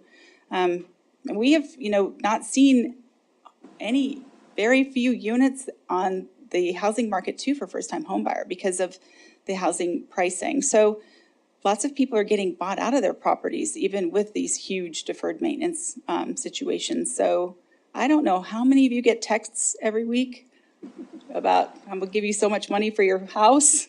That happens quite a bit, and postcards in the mail. So I think people are opting for that because we don't see a lot of homes affordable to 80% of the area median income folks and below, which is our population. Thank you. Thank you, Councilor Purington. Thank you, Mr. Mayor. Brenda, back on your slide that had minimum and maximum limits right there. So CDBG has a 20% administration cap, whereas home has a 10% administration cap. And I know I've brought this up in the past. Why is there a 20% a cap on CDBG? Most government things are 10%. You got me. It's a high cap, but I think home is low at 10% for as much as you have to do for the home program, because it's really an intense program. About a third of what home ARP is, but it's absolutely with their program. Like, we can't draw anything unless we have a specific address that has been closed on to draw funds from. So home is a little stickier that way. So if, just so that to interrupt, so when you say that 20% on admin, that is something that comes out of federal dictates to you? Yes, it is a federal, yeah. But it's a maximum, because you could charge less, in other words. But there are definitely things that we won't be able to afford. Like, a third of that 20% goes for IT and phones for our department. So it's like, that's a huge expense. And then we have an $1,100 payment for our vehicle, for our, equipment replacement. And so those are the kinds of things that are funded there. So, Wyeth, I don't know, you were. I just want to chime in, if I might, really briefly. We need every single dollar of those administrative amounts. We have 4 staff right now. That's who's running the entire program. So that sounds like a lot, 20%, and it's not. And Brenda's absolutely right. You can look at our budget, but that's critical. If that went down, I don't know, we'd be not administering programs and we'd be, dealing with staffing. So it appears as a high number, but it's really not a high number when you look at that. So I just wanted to mention that because it's critical to keep things where we're at right now. And so just as a follow-up, Mr. Mayor. Go ahead. And Wyeth, I think this would go back to you more, maybe Brenda partially also. I'm kind of hearing, chiming in with what Councilmember Repsis and Councilmember Neese had mentioned about HUD funding. Because with HUD funding comes dictates as to how that money will be spent, and we're kind of beholden to HUD at that point. So this is where I'm wondering if, in the course of planning in this particular department, are there not more creative ways to look at some of these things? Brenda mentioned about some other cities that are doing other things. If we could charge interest, if there are some other programs that would bring in the money, that we wouldn't have to use HUD funding. Or at least cut back on it. I don't know if you cut back on HUD funding, you get what you get, I don't know. But I'm just saying, is there not some way to be a little bit more innovative in how we do affordable or low-income housing? Councilmember Purington and Mayor and Council, the answer, I guess, is, you can look at different options, but I'm not aware, that money has to come from somewhere else. And I'm not aware of, maybe some interest, that might be, somewhat helpful. Although if the administration and management of that is a certain issue, then does that really, we don't know. We'd have to look at something like that. But I guess I'm not aware, there's got to be, if you want to be able to do some of these things to the scale that you seem to be interested in, then you have to both utilize what we have, like we've talked about, and Patty can speak to this in terms of what Homefront can do with affordable housing development with our money, which isn't enough, but it's a little bit, so it's helpful and it can do infrastructure. But if you're talking about more larger scale, yeah, you're gonna have to look at other funding sources that are substantial. And I don't know what those are. They're not, I mean, by just sort of trying to be creative or whatever with what we have, that's not gonna get us there. You're gonna have to look at where does that come from? Is it a levy? Like Missoula, they have a completely different, the way they do it. They actually levy funds, Chris was alluding to that, for their, CDBG and their development program. And that gives you both ability to do more with what you have and also flexibility of how you can have staff and things do things that aren't tied just to those individual HUD programs. Because that's the other issue where you're charging, I mean, the administrative here is to pay the staff to do those things. If you want the staff to go do something else, then you've got to figure out what's paying them to do that if it's outside of one of those programs. So there's just a lot of moving parts there. So totally, I mean, yeah, any ideas, and we could, we can look at things, but there's a lot to it. And if you're trying to make a major impact, you're going to need additional funds from another source. Okay, thank you very much. Councilmember Owen, we'll try to move to a public comment. Councilmember Owen? Mayor, I've got a couple of questions. Go Is ahead. that okay? So I really agree with all the conversation that I've heard from my colleagues tonight, that we should be more creative, more, we have challenges in this community and we have to tackle them. So in the spirit of just trying to understand, because I also agree that we don't often get presented with options, tell us what else we could do with that 15% public service cap. Right now it all goes to Vista. What are the other options for that, that fit under that definition? You could fund social services with that. And the current city council policy that was passed in 2012 was to fund loan products. And so that application period began in December and ended in January. I think the social service organizations that we used to fund were like elder services, medication assistance program, those kinds of soft services. So childcare.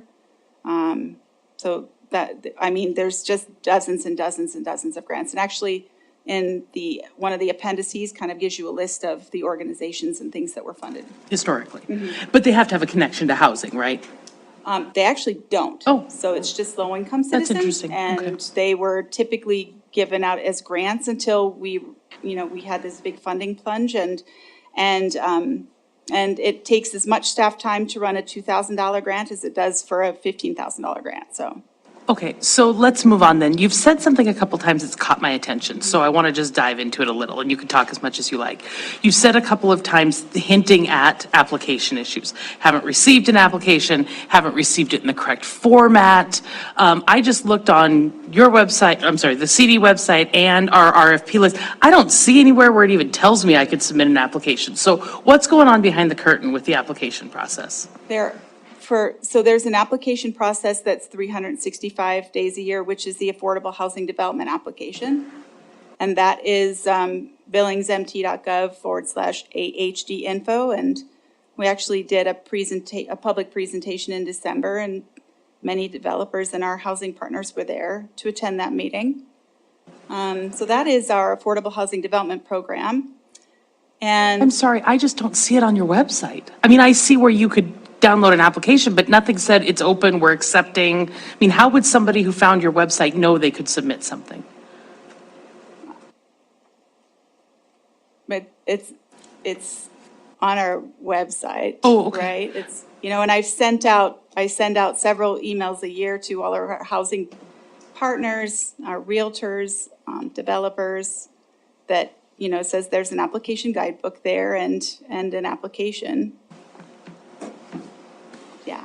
Okay, and then even with that 365-page guide, you're not getting them in the right format? What's going on?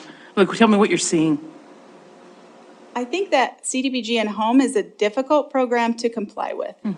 And for us to be the last stop, people have to be working on a project for, and secure funding and have a site identified.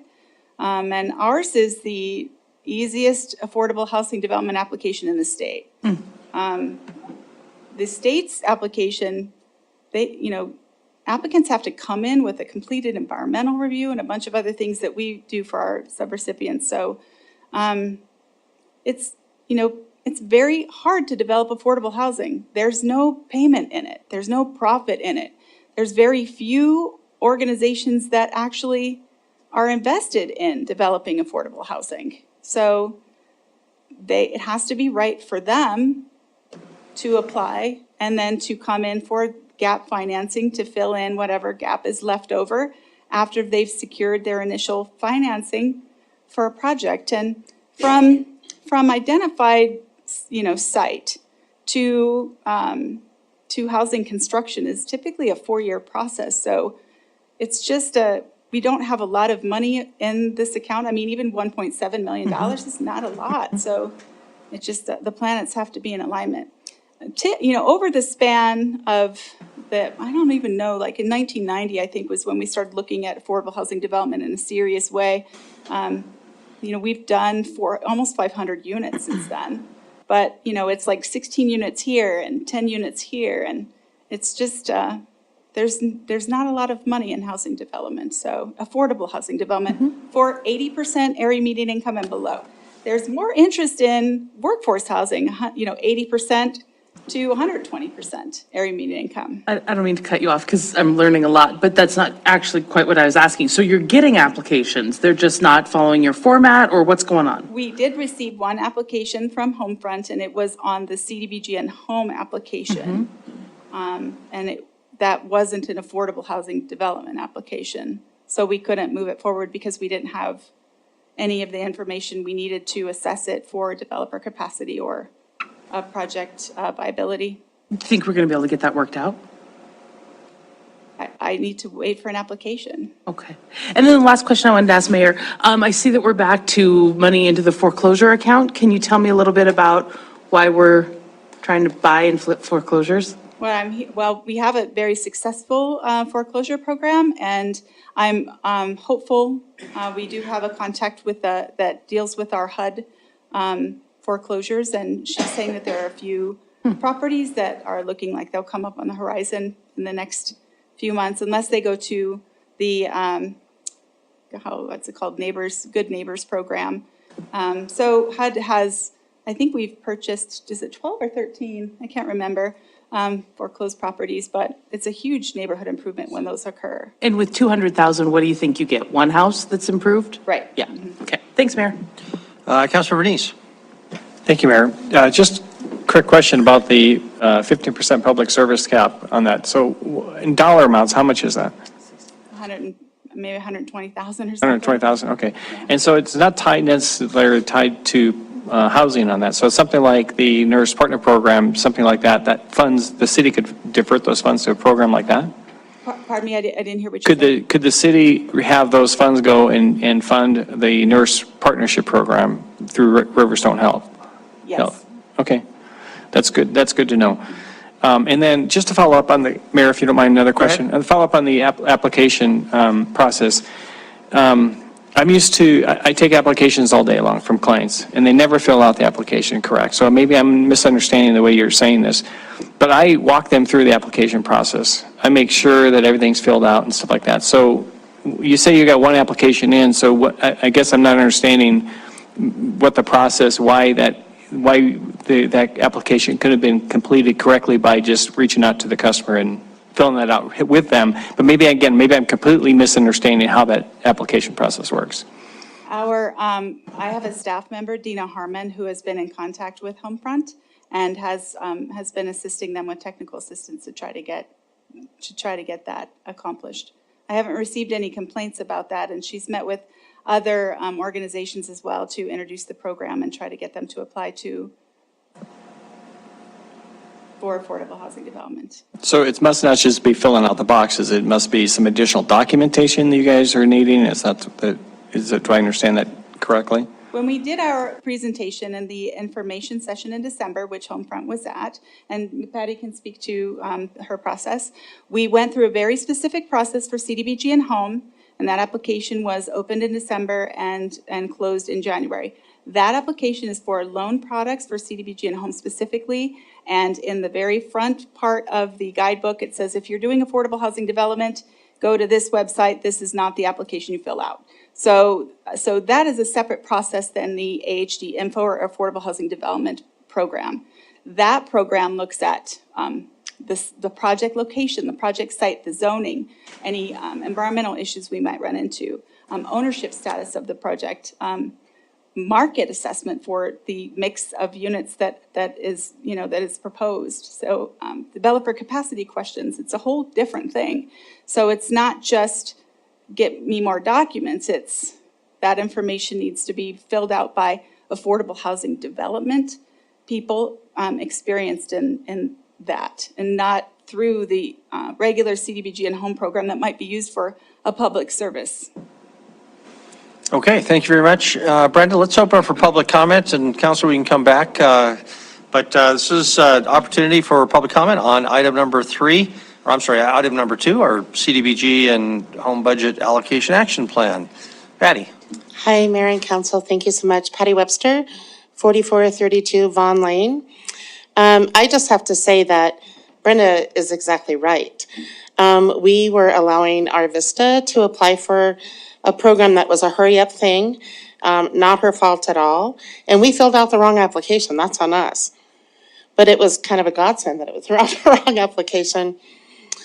So I just want to speak to a few things. First of all, I want to say we support all of the money that Community Development Board, the council, and all the staff is putting forth in for housing.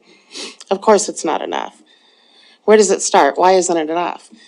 Montana is the only state in the union that does not have money from the general fund going into housing. So the support starts or lacks from the top down. I'll just say that. It's been that way for years. It's embarrassing, actually, when I go to talk to other groups. I'm sure Brenda's gone through the same thing. Brenda's staff has done an amazing job in working with our staff to try to put those different projects together.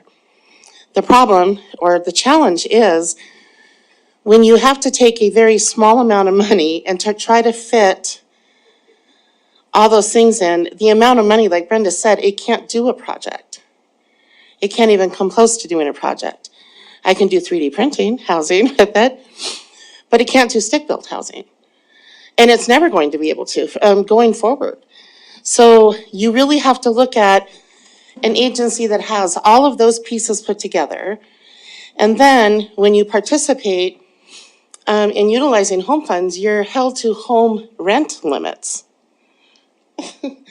Home rent limits, and also the home compliance restrictions. While those aren't hard for our agency, they'd be a nightmare for other agencies. And the home rent limits, a normal developer could not make a project go with that. And those things are all prescribed by the federal government. They're not prescribed by Brenda and her staff. So there's lots of limitations. In working together with Wyeth and others on our housing strategy, super excited to have you all show up on May 10th to the public library to start talking about some of these solutions. What can we do? So I plan on seeing you all there. But I don't want this to, I was kind of feeling like this was an us versus them. I don't want you guys to feel that way at all. It is not.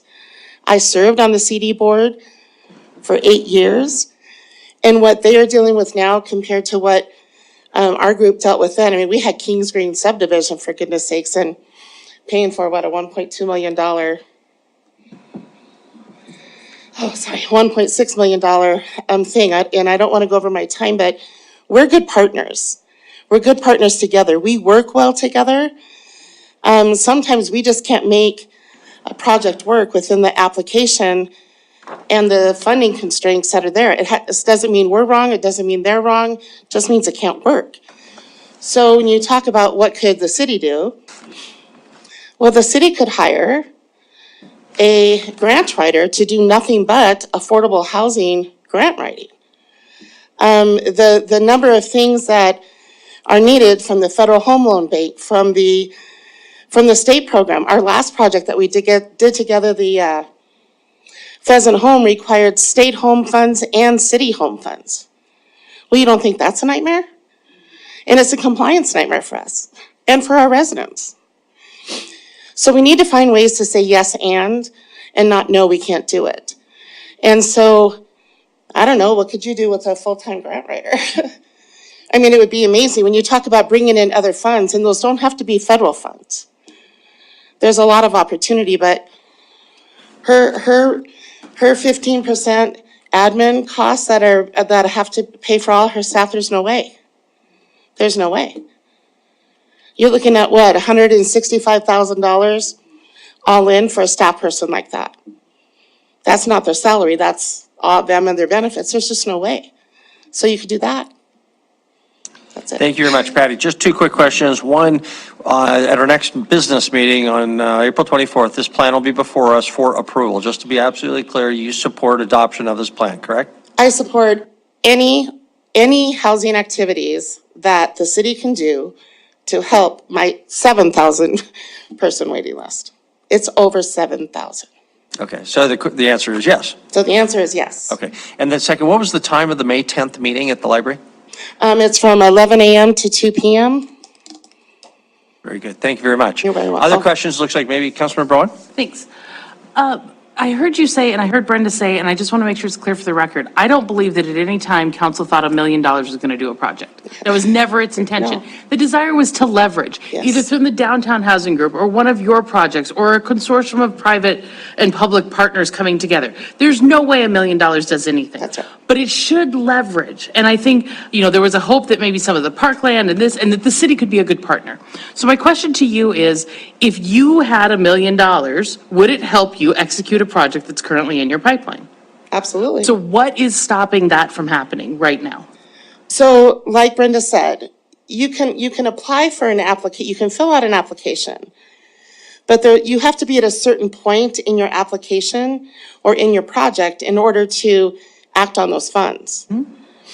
And for the city to be prepared to do that environmental, which our city is so gracious to do for the subrecipients, that's not true in every other place.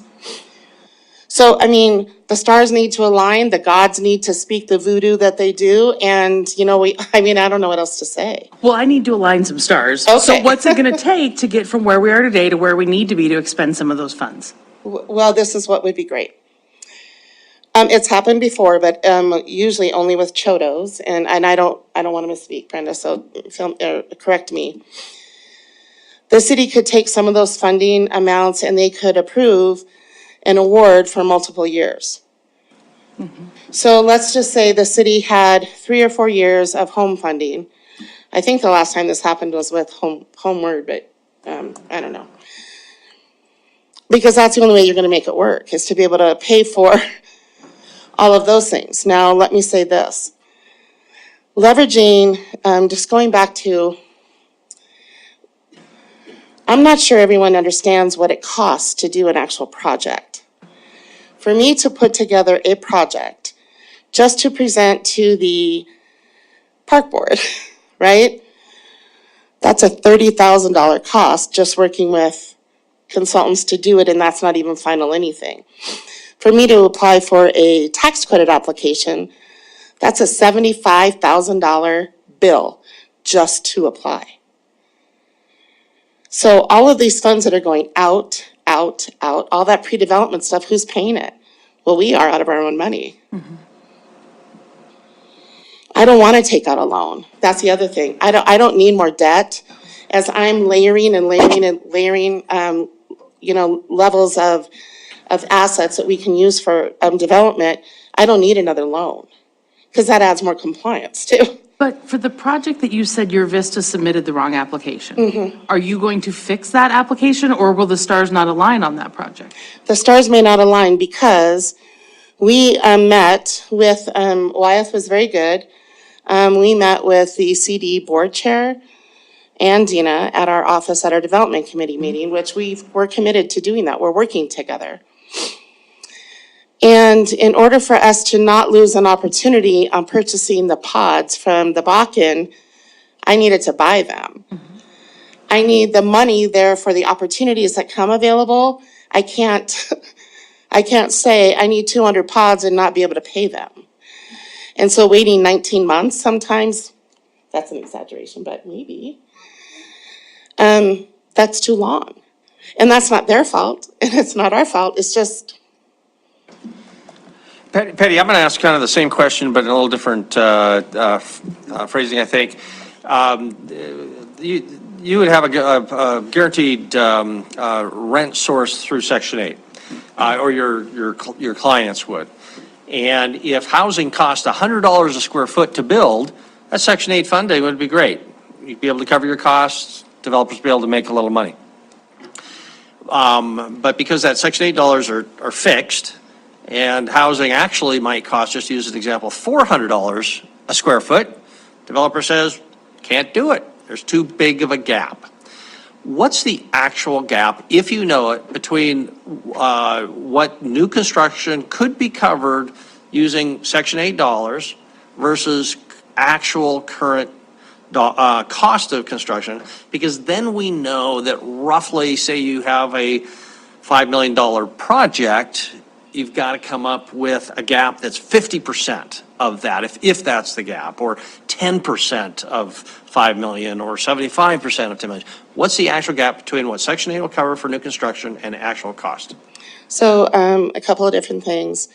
The income targeting requirement to serve those at Section 8 is to serve 75% of our families who lease up at or below 30% of area median income. 30%. So when I can, we can't use Section 8 for construction. I can use Section 8, I can project base some Section 8 vouchers into different projects if they've gone through Chapter 17 of the administrative plan and there's been all of this. I mean, it's a nightmare. So. And I don't want to get wrapped around too much detail because that's going to be really easy. But what I'm trying to say is the best thing is to use those funds with our public-private partnership with private landlords. So we currently pay over $750,000 a month to private landlords for their participation in that program. That's really where this could come from. I mean, there could be better, maybe incentives for landlords to participate in that program, right? But the bottom line is the market will dictate. So and right now the market I'm not dictates hearing how an to sell my answer. unit. I'm just trying to come back to that question. Is there a way to say? We can't use Section 8 funds for construction. Okay, so but if you had a different source of, it still provides money for rent that could be used to pay off old debt. We cannot guarantee that, we cannot force somebody to rent a unit from us using a Section 8 fund. Okay, or a private developer though, but you don't really know what that in dollar terms gap is. Okay, thanks. Anything else for Patty before we ask if there's any other public comment? Don't see any. Thank you. Thank you. Is there any other public comment on item number 2? No one's coming forward, no one online, so we'll close the public comment period. Back to council. Are we ready to move on to item number 3? Was there anything else? Councilmember Tricky? Thank you, Mr. Mayor. I just want to make 2 quick comments. One is just remember, everybody, that when you put an administration in place, when it's small, when the amount of money that it's managing is small, it still takes as much many people to do the work as it does as it starts growing, you know. So there's a factor that's in there. I mean, it's one of the reasons why every school district in the state gets $200,000 to start with. You need some base startup money that's in there to do it. At some point, you start getting it starts making more, you get more work out of the people and it starts to make more sense. The other thing is, the thing that stood out to me in this entire presentation is that the council has only ever dedicated money to housing twice, and that total is less than $350,000 right now. I would challenge us to try to find some way in the budget to put something in there every year to make it to make at least a little bit of difference. Thank you. Okay, thank you very much. Okay, that concludes then item number 2. Council, we're about to start probably our main item for this evening. In item number 3, our water wastewater rate study at 7:25. I would recommend we take a brief break and then come back as close to 7:30 as possible. And then we'll turn it over to Jennifer DeRay.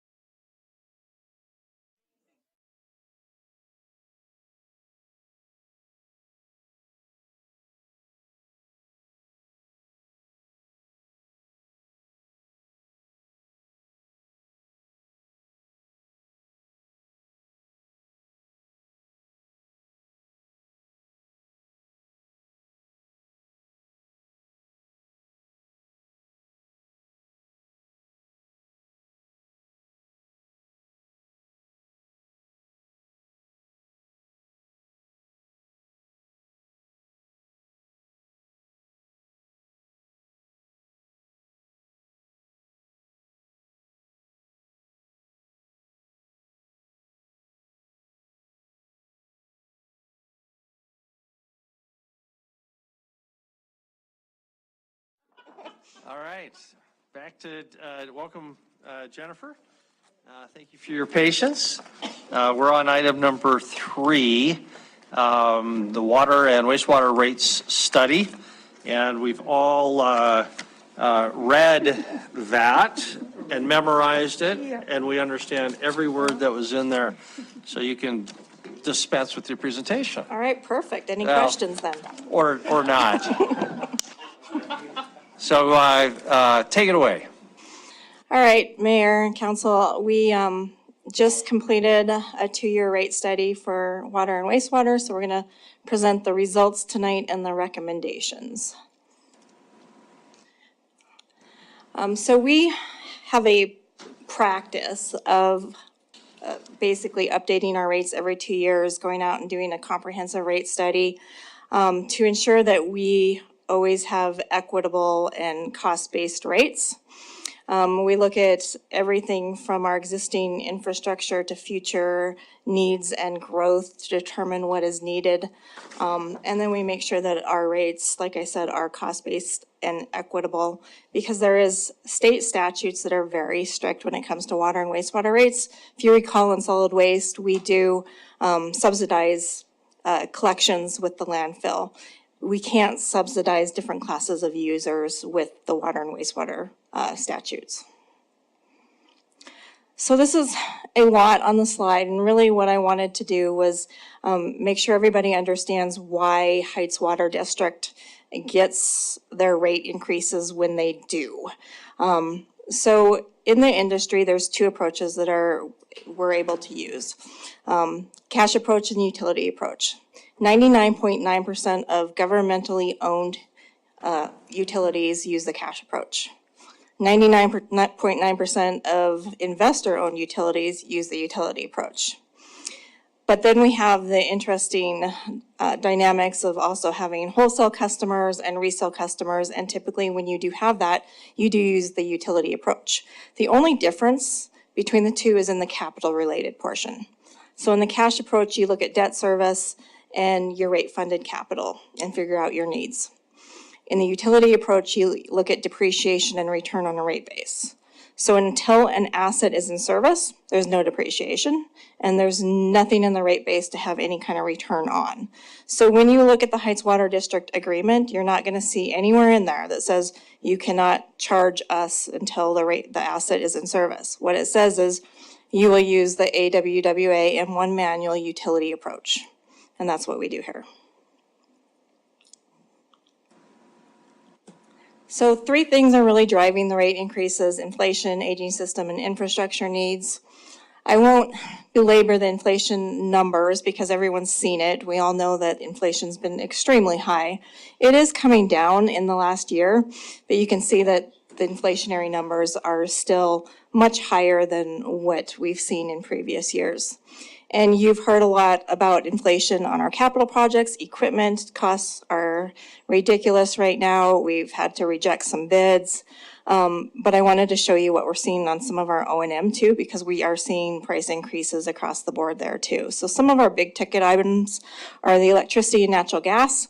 We will receive in excess of a $500,000 increase in those costs in FY24 for water and wastewater. The insurance, that's our property and liability insurance, that will increase by 63% in water and 85% in wastewater. Meters are another item that huge price increases. That is not additional meters above what we do now. That is just price increase of $153,000, or 17% increase. And chemicals is another one. We're not using more chemicals. That's just inflation at $323,000. And Jennifer, the acronym MCI, the C must stand for construction, but what does the acronym mean? Sorry, I was trying to go back, but the CCI is Construction Cost Index, MCI is Materials Cost Index, and then the CPI is the Consumer Price Index. Great, thank you. So the other thing that we have is increasing our pipe replacement program. A couple years ago, we came to council and talked about our 180-year pipe replacement program. Council took action and we did increase our pipe replacements in both water and wastewater by 10% per year. We're planning to be better than we were right now because of inflation. We're still at 172 years in FY '24. But if we keep this same spending cycle up of increasing 10% per year, we really will hit in 10 years, about 100 years, which is where we want to be. I think your battery's going dead here. The other thing that we have in this system is just a lot of infrastructure needs. These are not these wishful like to have projects that we have in our CIP. These are just must have to fix our system, to, add pipe, to change out the electrical systems. And we went through our 5-year CIP and we cut from what we had submitted in the fall and what was approved. So we cut $16.3 million out of water out of the 5-year, and we deferred that. We cut 7.3 or 7.2 million out of the wastewater CIP also, because we were trying to mitigate the rate increases. So we'll talk about wastewater rates first, and this slide just shows you the wastewater flows over time. I just wanted you to see that we're not seeing big shifts. We're not seeing increase in either the water or the wastewater consumption. It's pretty stagnant, goes up a little bit, comes back down. And while there's growth in Billings, people are getting better at, all the new construction has low flow toilets and everything to conserve, which is what we want. I mean, this is great for the long-term benefits of our system. But in the near term, it's less to spread our costs over. So anything that we need for increases have to come from actual rate increases rather than growth. We're just not seeing it.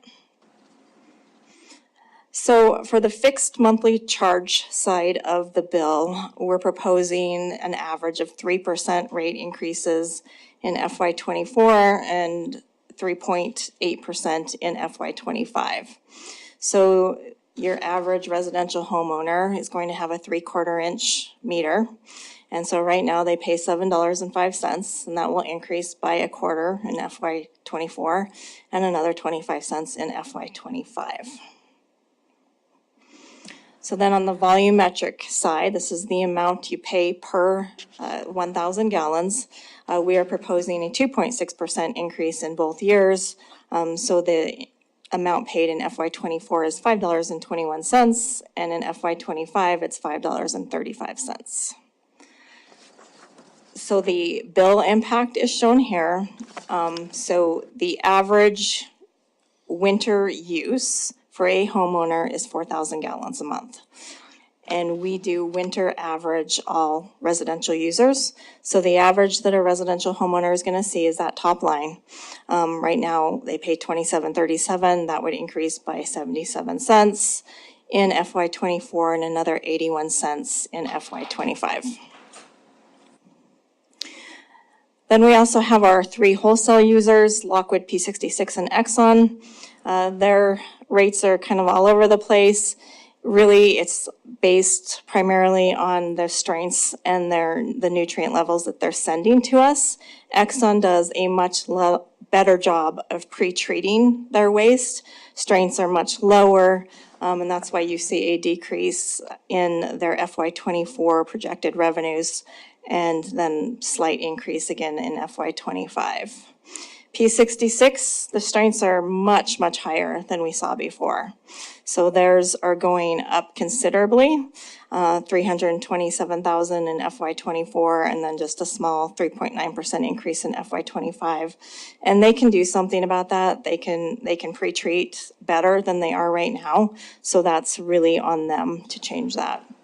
And then Lockwood also, we're seeing higher strengths. So 13% increase in FY '24 and then just a 4% increase in FY '25. So for water, same thing here. The only real variable in the water consumption is in weather. So if we have a drought year or a flood year, sometimes we have both in the same year. But that's the only variability for us. We're still not seeing the growth on this side either. Water revenue requirements for FY '24 from rates are $30.8 million in FY '24 and $34.6 million in FY '25. You can see that residential pays roughly 1/2 of that. And the fixed monthly charge on the water side is proposed to go up just by 2% for FY '24 and FY '25. So then on the volumetric side, we do have the tiered rate structure for residential. So for the first 10,000 gallons, for FY '24, we're proposing a rate of $4.27. If you go up to 32,000 gallons, then it's $5.10. Up to 75,000 gallons, $6.64. And then that tier 4, 75,000 gallons, which is a ridiculous amount of water, would pay $9.97 in FY '24. So you can see that that is where we're trying to drive down consumption, but it's kind of working too. So then we have less water consumption and less water cells. So we're proposing though for the volumetric side, 10% rate increase for FY '24 and a 9.5% rate increase for FY '25. And then for the other classes of users, the multifamily and the seasonal rate, we're proposing a 10% increase in '24 and a 9.5% increase in '25. The commercial and bulk water resellers are just slightly different with 10% in '24 and 6% in '25. Then your bottom rate there, that's the Heights Water District, your resale rate, no increase for FY '24. And their FY '25 rate is proposed to increase by about 49% when the West End system comes online. Private fire line charges are shown here. Those are proposed to go up by 6% in both years. And then the residential water bill impacts are shown on this slide. So the average annualized water consumption is 8,000 gallons per month. Which is why when I say 75,000 gallons is a ridiculous amount of water, it really is compared to what most people use. But if you take that line that has the 8, that is your average residential water bill. So $39.49 right now, it would increase by $3.27 in FY '24, and then it would increase by another $3.43 in FY '25. So 8.3 and 8% increase respectively. So when you put them together, the water and wastewater on the bill, the overall increase for both years is 6%. We actually, like I said, moved capital out, deleted some stuff, deferred some stuff in order to get it down to an overall 6% increase. The budget committee said I don't like it. So we are showing you some other things that are unfunded that are definite needs of ours. The average residential water and wastewater bill for various communities that we've surveyed is shown here. The proposed right now with that 6% increase is right in the middle of everyone that we survey. And Bozeman, Kalispell is usually on the high end of it. And Great Falls, for some reason, always have really low rates. So, like I said, we did want to show you what is not in here. And there are a number of water and wastewater extensions that we see as important.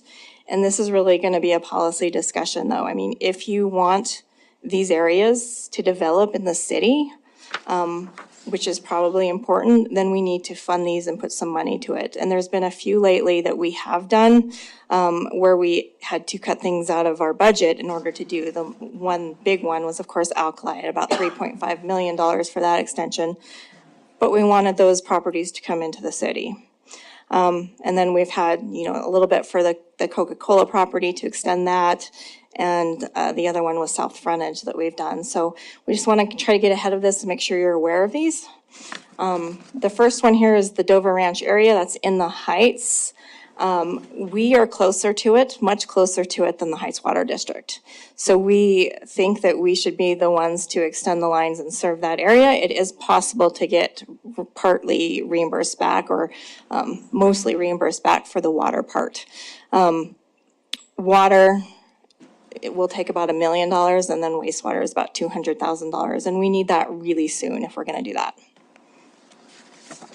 Highway 3 is another area that just needs the wastewater, and it's needed when the Air National Guard area develops, probably in 3 to 5 years. The estimated cost for that is about $2 million just on the wastewater side, and you can see it's from Masterson Circle there up to Zimmerman is where we need that. Billings bypass, we would not provide the water to this. We are much farther away than Heights Water District, and it would be too far for us. But the wastewater side would be $1.5 million, perhaps more, depending on how the development occurred in the area. And we are thinking that we need that in FY27-ish. And then we have the Legion area, and we think that will be needed in FY25, both water and wastewater, about 2 to 4 million apiece. And really that one's going to depend on, for costs on how development occurs as well. And the last one here is Skyway Drive, IBL, which we're now calling Skyway Drive. Estimated need for this one is FY27, and it's really to get through those state sections there in red. About $2 million of water and $2 million of wastewater. And this one is a little bit up in the air because it will depend on how development occurs here too. So what would that do to rates if we want to include any money for extensions? I'm going to just skip all the way down to the $1 million line. So if you wanted to add $1 million this year for water, $1 million for wastewater, $1 million in FY25 for each, it's an additional, on top of what we already showed you, an additional 4% water rate and a 5.4% wastewater rate. Over in the blue, it shows you what the estimated bill impact would be. So sometimes percentages sound high, and then you look at the dollars and maybe think it's not as much. But for the actual monthly residential bill impact, it's $3.06 for FY24 and $2.94 for FY25. So that'd be an additional if we wanted to do that. And of course, it doesn't have to be $1 million, truly a policy decision for council. So the last section here is on system development fees, and we have not looked at the methodology for SDFs since 2007 was the last time. So we decided it was due, and we convened an SDF advisory committee, and that was comprised of developers as well as a representative from the Public Works Board, and then Councilmember Neese served on the committee as well. We do have Greg McCall here, who was on the committee, so he may have some input as well. So when we convened the committee, one of the first things that we wanted to look at was possibly using zones throughout the system, and particularly for Skyway Drive, as that was an area of need where we have infrastructure needs. Do we have a separate SDF for Skyway Drive? We kind of looked at that. The committee decided against it at this time. We've had a lot of areas come into the city that have had infrastructure needs as well, and we haven't had the zones, so there's kind of that precedent. But I think the bigger issue, well, there's two other issues. One is the interconnectedness that we have with our water system, and the ability to transfer between zones. So they weren't quite sure if it was right for Billings because of that. And then the biggest issue was it only decreased the regular SDF for the rest of the city by $135 and increased it for that area by about $1,500. So the committee was concerned also about having high SDFs and driving people to the county that way too. So they decided against that one. So charging for fire lines was the next issues we looked at. The Heights Water District charges for fire lines. So we brought it to the table to discuss. Ultimately, it was decided that we didn't want to charge separately. It's already included in our water SDFs, and the committee decided it's a public benefit. It should just be included in your regular water SDF where it is and not have a separate fee that we have to administer. So that one was a no too. And then the basis of residential charge means we looked at how we are charging residential water. So right now, it's charged based on your meter size, and since all residential users have a 3/4 inch meter, all residential pays the same right now. And there was a lot of talk on different things like fixtures or the size of the home, and we looked at some various things. But ultimately, we decided for Billings, we wanted to look at lot sizes because of that irrigation factor. So I'll get to that in a minute. And then the last item the committee looked at was what comprises residential versus commercial. So right now, if you are 3 units and under, is considered residential. 4 units and up is considered commercial. We looked at that, looked at all the data for various multiplexes, 2, 3, 4, 5, 6 units, to see where those water breaks were, and it really made sense to change it. The 4plexes were acting far more like 3plexes than the larger ones, so it made sense to change the 4plexes to be residential and change that split. So the 5 and up would be commercial.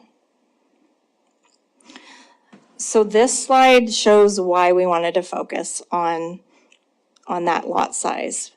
This is where we use our water. It's that summer use.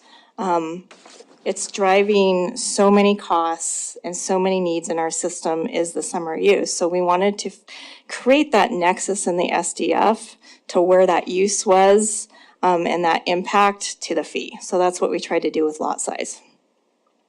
So our proposal is to break the standard fee into an indoor component and an outdoor component. So the indoor component would be per number of units. So if you're a single family residence, you pay 1 indoor fee. Duplex pays 2 indoor fees, triplex 3, fourplex would pay 4. The outdoor component is broken into 4 tiers of small, medium, large, and extra large. So a lot up to 5,400 square feet only pays $630 for the outdoor component. The medium size lots up to 8,600 square feet pay $1,270, large is $1,865, and then you get up to the really large lots in excess of 11,800 square feet, and it goes up significantly to $4,895. We did discuss as a committee, because there was a developer that had concerns, is that too much for an extra, is it really a nexus there from $4,895 in between 1865 and 4895. So we looked at consumption for those medium size and large size lots and compared it to the extra large lots. And the extra large lots were significantly more water use on an annual basis. So we felt that in the end it was right and a good nexus to use. Single-family residence then on a small lot would decrease by $930.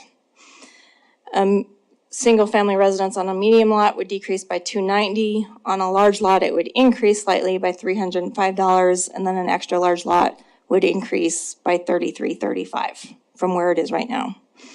So then for multifamily, the 2 units and the 3 units actually go up, and it will depend on what size lot they build on. But it goes up because before it was all the same, whereas now it's based on the number of units. So they do pay more. The fourplexes go down significantly, not being classified as commercial anymore. And this slide just kind of puts it together. $2,950 is kind of the average fee, which is what they're paying right now. There is no increase. And then the per unit is $1,390, and the outdoor component goes from $630 to $4,895. And then on the other SDF charges for water, the non-residential and irrigation, we didn't propose any methodology changes. It makes more sense just to use meter size for these.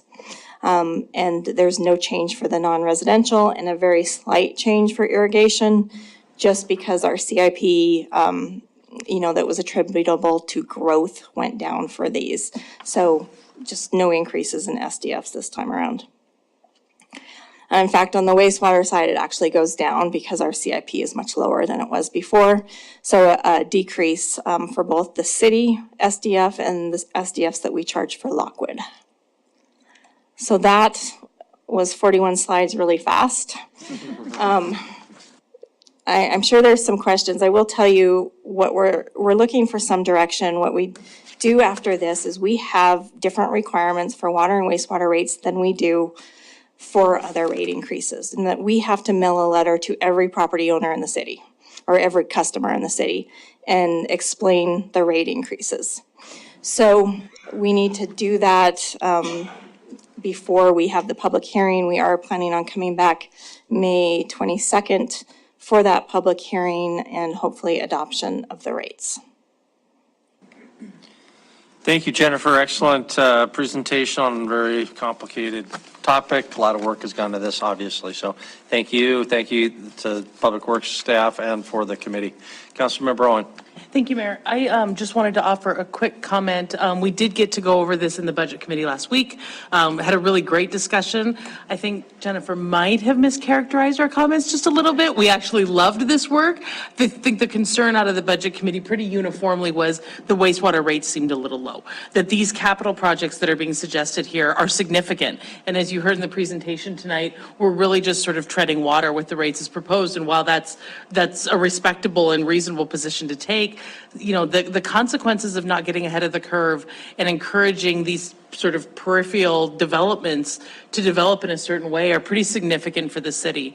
And so we had asked for exactly what you brought tonight, which was some alternatives, some additional options that council could think about so that we are not just maintaining our system, which is critical, but ensuring that we're not having adverse development because of a small lack of infrastructure. I mean, comparatively small. So I think the committee had asked for something a little more aggressive. I really appreciate you bringing it so fast to us because it certainly helped me get my head around things. And that was the sort of crux of the budget conversation. I think the rest of it was generally supported unless Mike or Ed had a different perspective.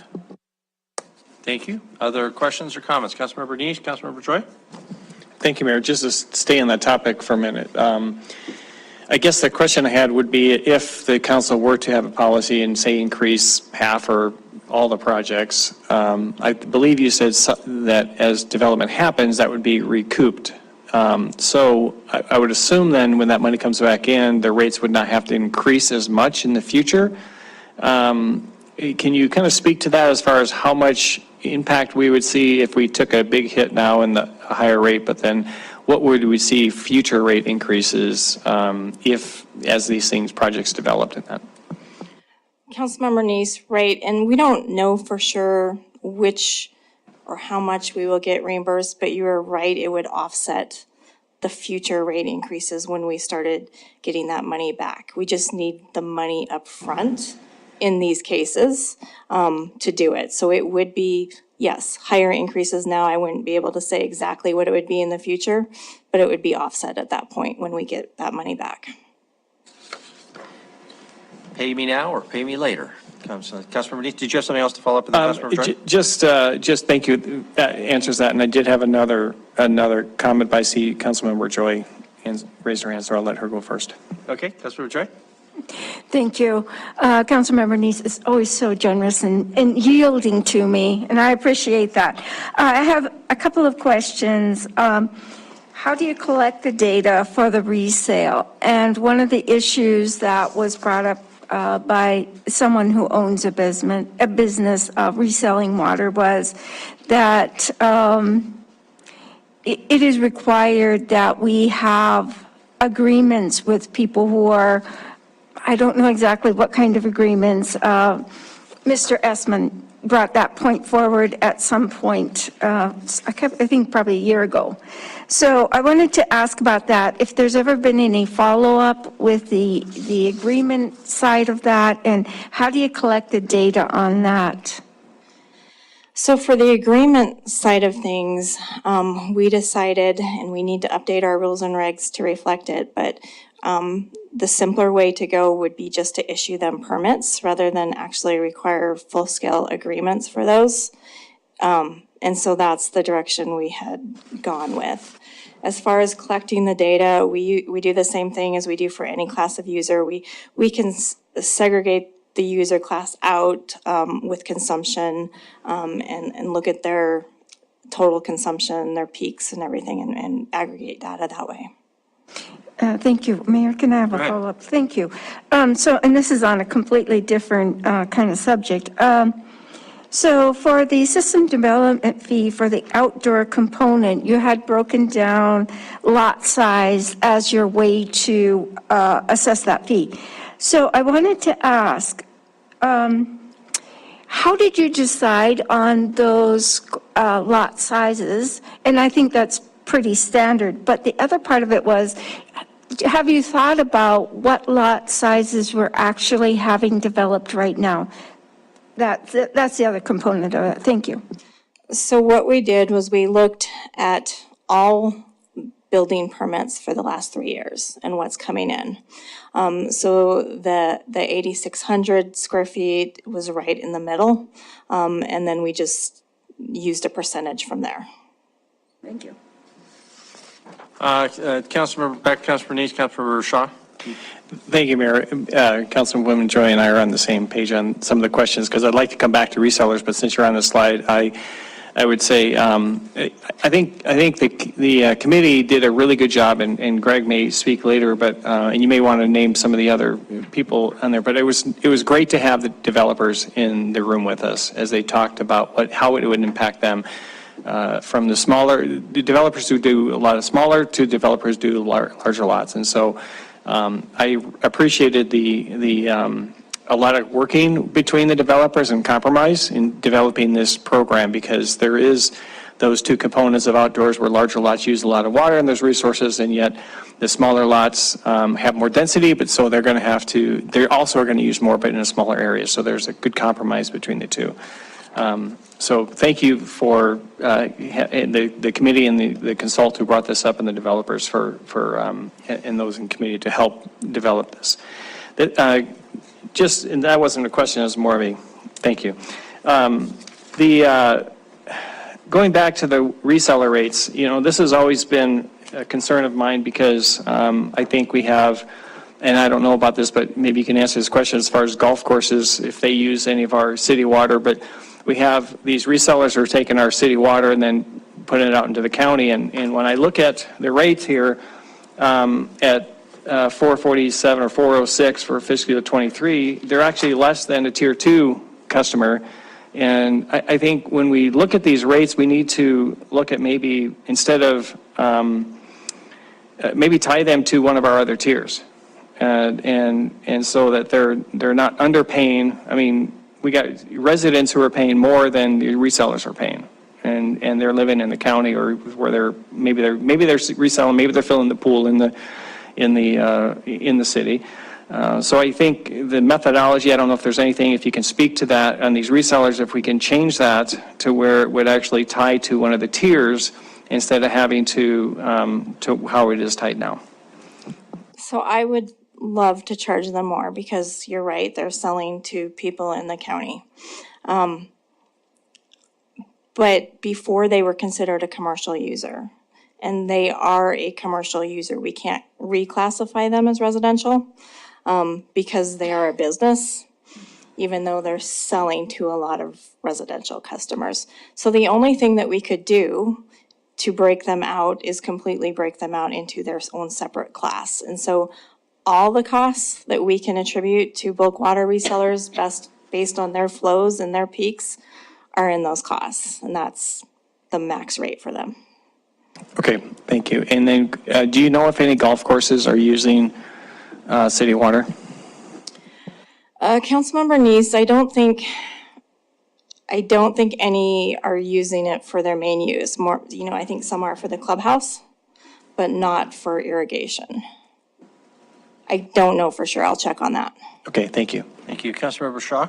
Thank you. I wanted to say thank you to the Budget and Finance Committee. I'm not used to having that, and it gives me a lot of confidence to know that 3 people have sat around a table and asked a bunch of questions. So I'm really happy that we've got that going.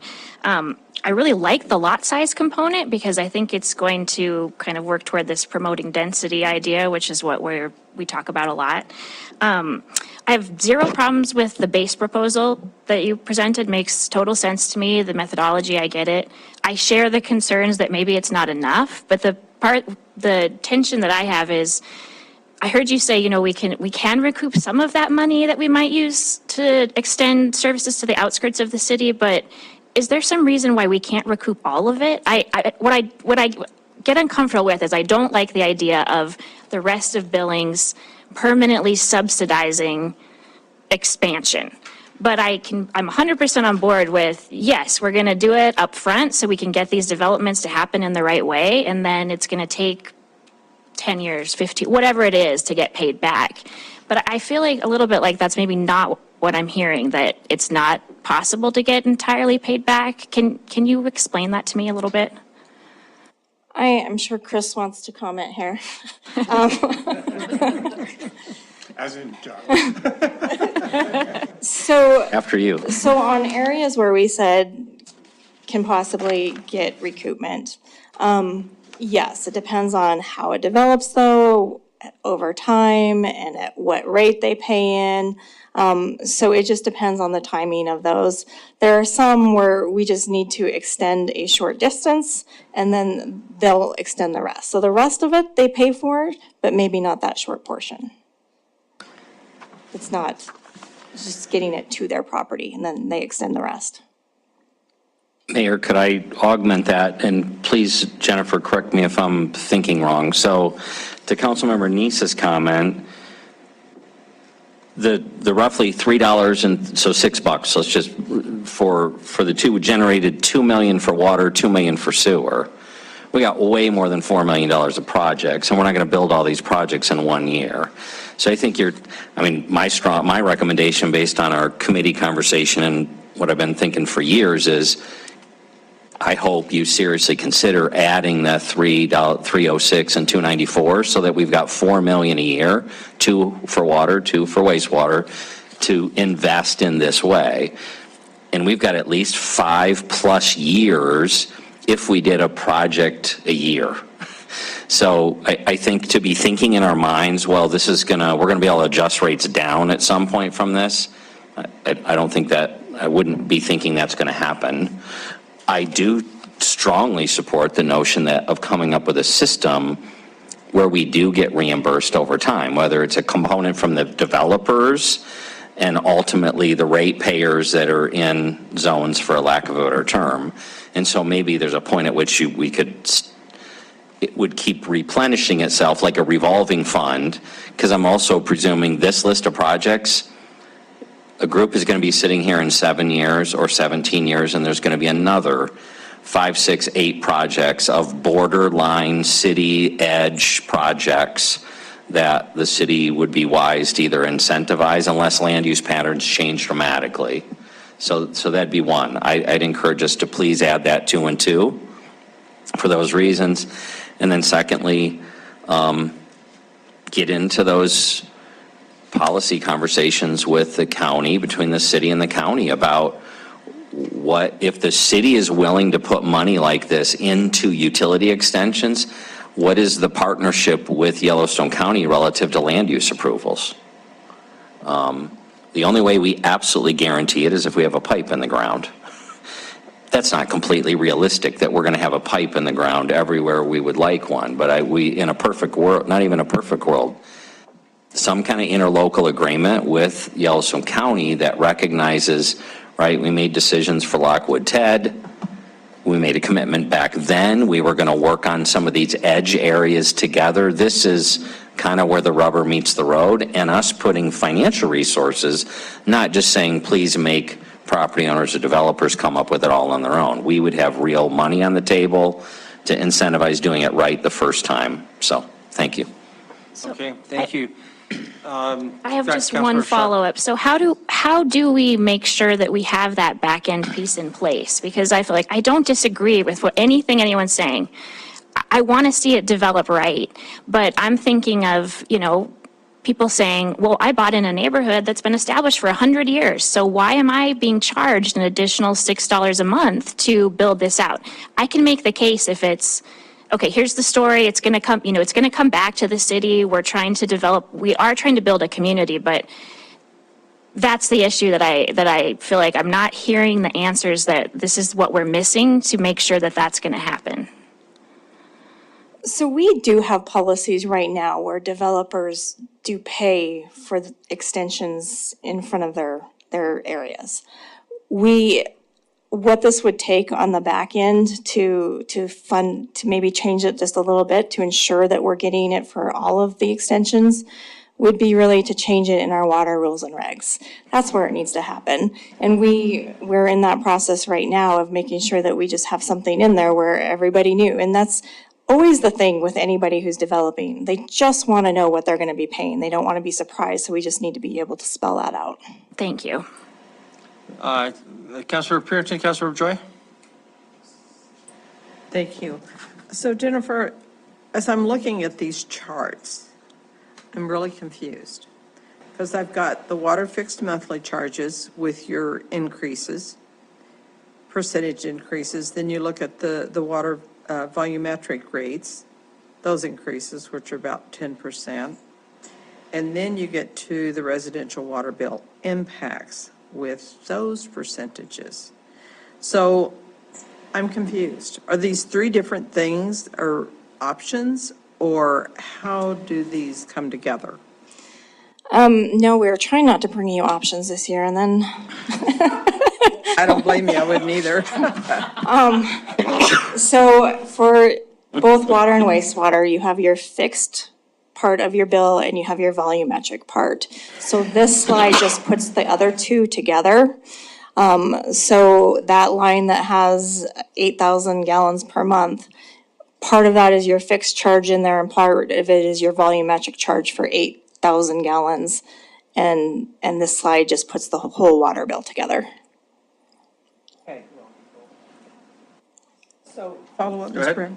So this is, I guess this is my concern, is whenever you look at these increases, and I think I fall in about the 4 gallons per month, is that's a 7.1% increase. I'm not going to be making 7.1% increase in my income this next year. So how do we gauge the increases that, will be coming about with this residential water bill? And how do we sell that? Well, I guess you're not going to sell it to the public, but you're going to have to justify it. And I get the infrastructure, needs and those sorts of things. But I'm just saying, to me, that's a chunk of change. It is a chunk of change, and we were sensitive to that. That's why we did everything we could to reduce the overall bill to 6%. But if we're short-sighted in what we invest in, we're just going to be paying for it in the future. So show the chart with the big drop, with the cost of living in it.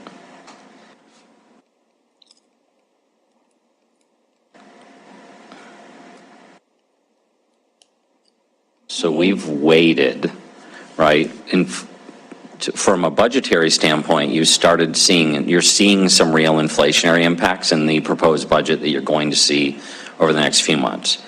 You didn't really see that in 2020 or 21, hoping it was a bubble that was going to go away, and it didn't go away. And so the longer you wait, either you got to cut costs, cut capital, cut projects, or we have to start dealing with how to, and on the utility side, it couldn't be more black and white. It's simply investments or not investments in the system. And right now, I guess the other chart was where we expect a pipe to last 172 years. Nobody believes a pipe is going to last 172 years. So we're setting up in that regard. We're setting some future generation up for a crisis, not in 10 or 20 years, but eventually. And Mr. Mayor, and I understand that. I understand that, but in the same respect, when you look at 25% of your population is either fixed income or low income, they're not going to care about that. That's not going to be their concern. Their concern is the month to month, that they're going to see an increase in their bill. And, you know, and I get where Billings is pretty mid-level considering the rest of the state, but that's my biggest concern, are those increases. Thank you, Councilmember Joy. Thank you, Mayor and Council. So, Councilmember Shaw had a very good question. And when I was a newbie on the council, I had that question, and Dave Mumford had an answer. He said, do you know where the water pipes break the most in that part of the city that's older? So the new pipes eventually pay for the old pipes, and the old pipes have paid for the new pipes, and it's kind of circular like that. Because the older pipes, you know, they do break. Anyway, that was his answer.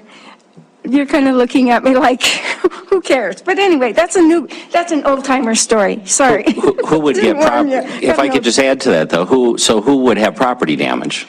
So I realize for sure there's inflation, fixed incomes, things like that, but it will tend to be the lower income areas where you will see the damage done, and that damage, when these break, can be, you know, make $6 changes a wise investment versus putting it off. So just thoughts for.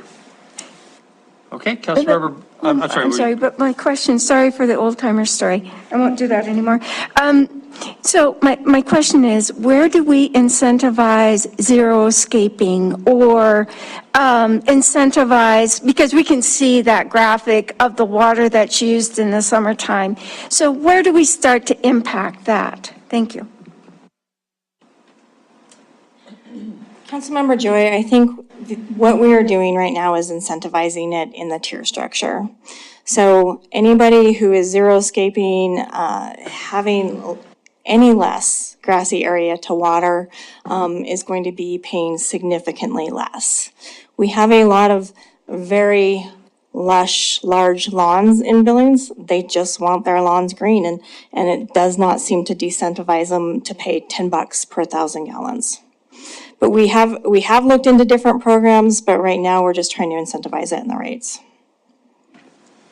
Thank you, Councilor Boyette. Thank you, Mayor. Every weekend I take the wife, we go for a ride, and we look at different parts of town. And this last time we were at 48th and Central, and I brought this up before. I encourage you to go look at that. 300 homes being built in the county, everyone using a septic tank. My thought is we do need to build the infrastructure out today, and we won't get it back for 5 or 10 or 20 years. I do think we'll get it back in taxes, because those homes will be in, somebody's going to be using this county people are using our roads right now, and they're not paying for it. So if we have the water and sewer out, especially on the bypass, we got to have that. There's some potential for 7,200 homes. They'll pay for that $2 million, I think, in time. So I'm for it. I think we need to have some money for the future. I don't want to be short-sighted. Yes, 6%. We thought it wasn't even enough. In one case, it was $1.70. So I tell people when they call me, I say, don't go to coffee once a month, and you can pay for this. Thank you. Back to Councilor Muniz. Thank you, Mayor. Jennifer, I think we've talked about the same question that it was addressed by Councilmember Shaw. As far as recouping those funds, and I think you mentioned at that time there would be some kind of policy we could, or change in the system or the ordinance that you can have that predictability of what that's going to cost the developer so they can pay for it. And unfortunately, sometimes these things get developed over 5 or 20 years, and that we may have sucked $1 million into it, but in 20 years that's going to be $2 or $3 million, and we really don't recoup the cost of that. And so when you talk about this change, will that include that the growth of that? Because what I can see is what Chris mentioned is, let's say we fund some kind of revolving line of system development fund with this $2 million or $4 million or whatever goes in, and that constantly revolves, and as that money, and it stays in its own separate fund, and so as it constantly gets repaid by the developers, it would constantly be, were used to develop and expand out, farther into the county areas where it's needed, and it would only be used for new development. But unless that money is returned back at a growth rate, we're gonna have to constantly pump into it. So is that something that could be feasible to where it could be set up to that, yes, we're gonna put in these lines, and it's gonna, in the ground, when you connect to it, based upon the timing, you wanna connect to it sooner than later because it's gonna cost you more based upon whatever factor there is of waiting to connect to it. Yeah, absolutely. We would have to ensure that we're recouping the cost with inflation. So we would be able to include that in there. Mayor, quick follow-up then? Okay. I'm all for that, and so if we do that, if we go with a rate increase on something like that, can that be in place before these funds are collected so they could go into that kind of segregated system or development fund? Councilmember Neese, you're asking if we can set up a separate fund for extensions and then we get paid back to that fund, is that? Right, and so it would constantly, we'd always have, the city would always have a pool of funds so that these funds would be there, say, hey, you know what, we need to expand this area. This system has grown enough and those development fees came back into the pot at a higher, again, based upon the inflation factor, it came into it. So those funds would constantly grow. And then we would say, okay, now we're going to put in a pipe here so that it could grow there. Yes, we could definitely set up a separate fund if that was council's desire. We could track it on a spreadsheet and share with council too, just to simplify things, just to track where that money was going and coming from. Okay, thank you. Jennifer, if I can follow up on that, and I just want to make sure I understand the 30,000-foot picture on the issue of the Dover Ranch, Highway 3, the possible increases for those gaps. When a developer develops the property, they're going to have to pay for that infrastructure adjacent to their own property. And Councilmember Shaw's constituents are not going to pay for that. And they're going to pay very large system development funds or fees that we've just seen here to pay for the other infrastructure, the new water treatment plants, blah, blah, blah, blah, blah. What we're talking about here, though, is a gap between what's at their property and what's back at home, where it's kind of no man's land. And who's going to pay for that? And there's lots of developers who may benefit. So one developer is going to say, I'm not going to pay for that because I'm not going to benefit my competitor next door, my neighbor. So it's kind of a question of who goes first. Old problem, we've had this forever. I'm personally comfortable with raising these a little bit to create a pot of money that the city could use. But I guess the philosophical question is whether that should be a complete subsidy on the part of Councilmember Shaw's constituents, because they would be paying that to cover that gap. And it does benefit everybody to some extent, so it's not the end of the world if they contributed. But what if we had a pot of money and later we got repaid some portion of that? We're always going to have an annexation agreement with those developers, probably an SIA, some sort of other agreement where we could condition annexation or other rights on getting paid back a proportionate share of that gap. So if this is going to serve 1,000 acres and the developer has 100 of those acres, we get 10% back. We're going to lose money on the deal because we're putting our money out front and they're getting the benefit immediately. And that's sort of an element of subsidy, but we could still get paid back. And some of your slides contemplate the possibility of reimbursement, but can you address the odds of getting reimbursement? Is that what we're talking about? Us fronting the money, but getting paid back to some extent? Exactly. And right now, developers can extend and enter into a reimbursement agreement where they get paid back over time. But if you don't want 48th and Central to happen in these other areas, we need to start fronting some of this money to get ahead of it and extend these lines. And then yes, get paid back over time. And it would be a continuous process, because Chris is right. 10 years from now, there's going to be a whole new slate of areas that we're like, oh, we need to get ahead of that. So it will just be continuous. I see us fronting it and getting it back, but it will never be where, oh, now we're done.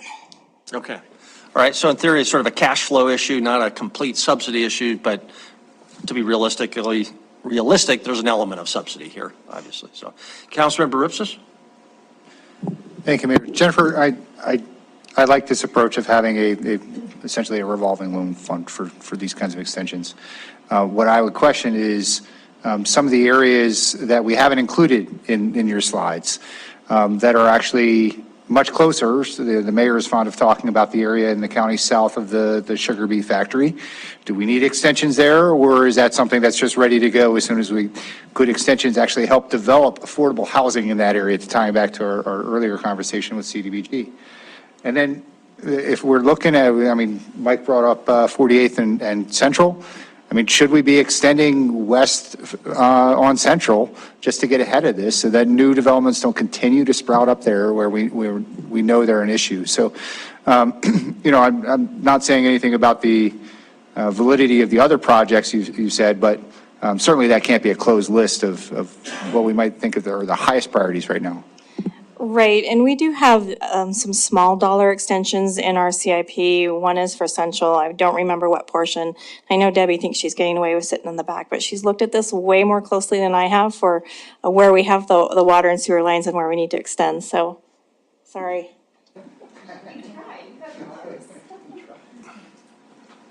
So, no, this is not all inclusive. This is the stuff that we know is kind of right there, ready to go. The sugar beet area, we haven't had a lot of calls or interest from other developers. So what we did when we put this together was give some representative projects that seem ready to go in the next few years. Okay, thank you, Councilmember Owen. Hang on, Debbie. I have a comment and then a question. I think from my perspective, when we look at some of these development projects, whether or not the residents pay for them is inevitable. The only question is what they end up paying for. So if we end up having chaotic development or development that doesn't support the tax base, they will pay it in the impact to fire response, to police response, to rural ambulance mutual aid. I mean, we're going to experience the impact of disorganized development if we don't incentivize development according to city standards and ultimately inside city limits. So I think it is true that some of these increases can be tough to swallow, and I worry about that too. But I don't think we have a choice here of people not experiencing the cost impact. The only question is, are we responding to a catastrophic system failure? Are we responding to public service, public safety, to road maintenance that isn't being supported by a tax base? So that, for me, is the reason that we should think about this. And I think, Mayor, you've long been an advocate of some sort of development reimbursement agreement along the Inner Belt Loop, and it makes 100% sense. So I think this is the time to make this decision. I wanted to ask a question, though, following up on something that Councilmember Joy raised, because we actually talked about this in the Budget Committee about could we use this system development fee system to incentivize xeriscaping or those sort of other things. And I think Debbie's point was no, because people can tear it out. So the developer can put it in and then everybody tears it out and puts their lawn in and we lose the value. But Debbie, you had suggested some other things that we could consider and I don't remember what they are. So what were those other, you had said there might be other policy levers to accomplish that sort of, reduce the impact. We had talked a little about maybe permeable pavement and a few other things. What were the other great ideas you had? I don't think she had any, but I think we talked about on the storm side, and we are doing something there with the pervious and changing those storm rates. We really talked about the incentivizing on the water side that we do that in our rates and that we do it. We could come forward with some different policies with some rebate programs or some incentives like that. Okay. I'm just going to ask Jennifer to think about, you need direction from us. It's 8:30. I'll turn it to Councilmember Bernice, but while he's talking, maybe you can also be thinking about exactly what would you like direction on. Obviously, this is one issue about the possible increase for those extensions, but we just got to be very specific about what you want us to do tonight. Councilmember Bernice? Thank you, Mayor. Just real quick, I think as to Jennifer Owens' question, I know in the committee, we talked a little bit about the recycled type water as a way to maybe work, and I don't know if that's in one of the other issues you talked about, but that was a very difficult process, and I don't know if you want to address how because there's a lot of complications in trying to move that forward, although some subdivisions have done a good job on it. If we were to move forward with to catch up on, to do something like this where we create a separate fund to keep those funds isolated and they can grow over time, I'd be actually apt to see a higher rate increase than I would if we're not, because otherwise it eventually gets absorbed by the budget, and then we're back to where we are 10 years from now, having to, somehow fund some. So I think if we're looking at doing this and it can be put together to where there is a separate fund, I didn't see us doing a higher amount than something in the middle. Okay. And Jennifer, if I can just ask you to clarify this, you used just as an example, $1 million for 2 years, but that would generate $2 million water, $2 million wastewater. So it must be $1 million per wastewater and $1 million for wastewater. Yeah, wastewater and clean water. So for a total of 4 over 2 years. That was just an example.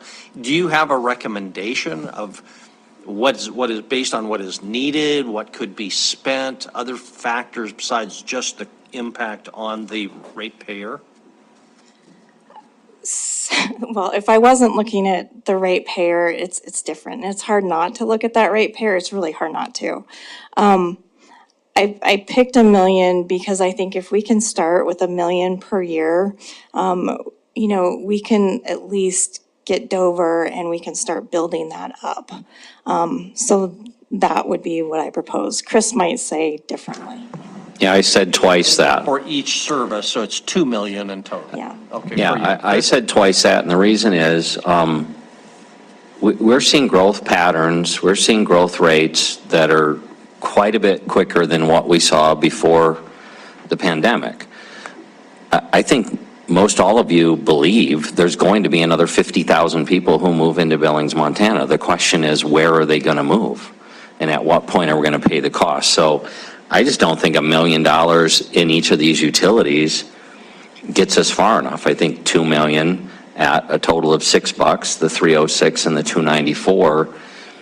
So that's the $1 million. So you have to go down to the bottom line for the 2. Okay. So $6.09 and $5.62. Okay. Okay, I'm just going to put my chime in and just say, remind people that for many years we've been able to raise these rates because we can raise these rates. And as a result, our infrastructure is actually in pretty good shape.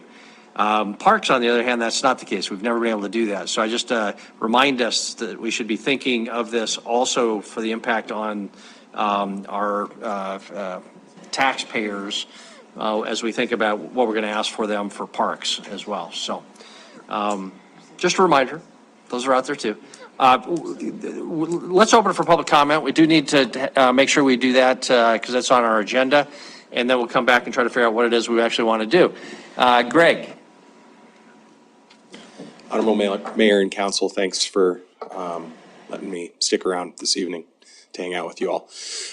This was a really cool committee to get to be a part of. I actually participated in the 2007 committee as well. So the SDF's kind of. What you're really saying is you didn't get it right the first time, and now you want another shot at the. I think, yeah, because poor Debbie's been listening to me complain to her for years about how there's an inequity in our current SDF.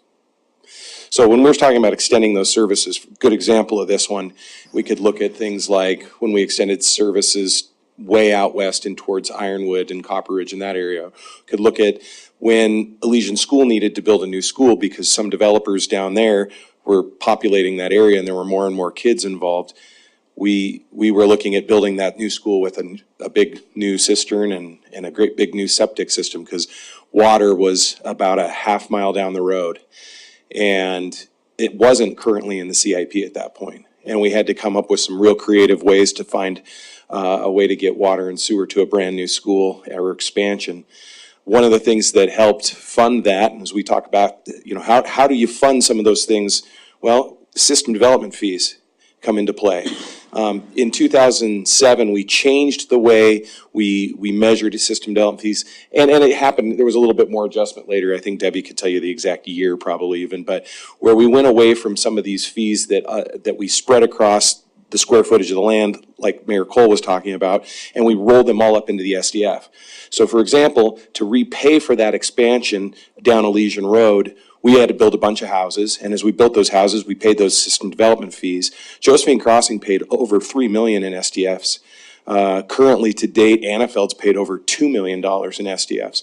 Those help pay for those expansions of services. So that being said, one of the things that's always bugged me is it didn't matter whether or not I put a house, a little baby cottage that grandma's moving into because she's downsizing, or my daughter's buying her first townhome, and she pays the exact same SDF as somebody that's building on a house, a great big house on 15,000 acres.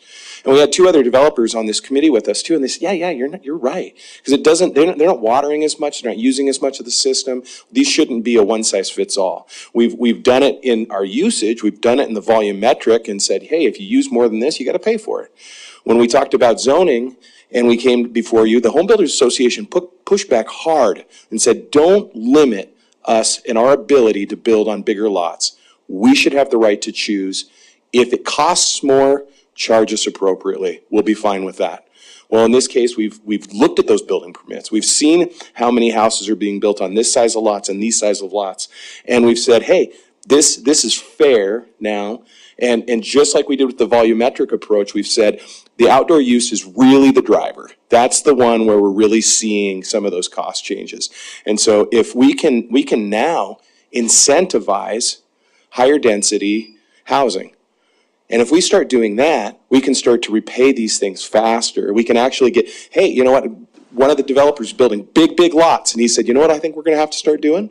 We'll actually do smaller lots, and we'll do more open space, and then we'll probably use wells to water that open space instead of city water. And Debbie's going, yes. Awesome, drill wells.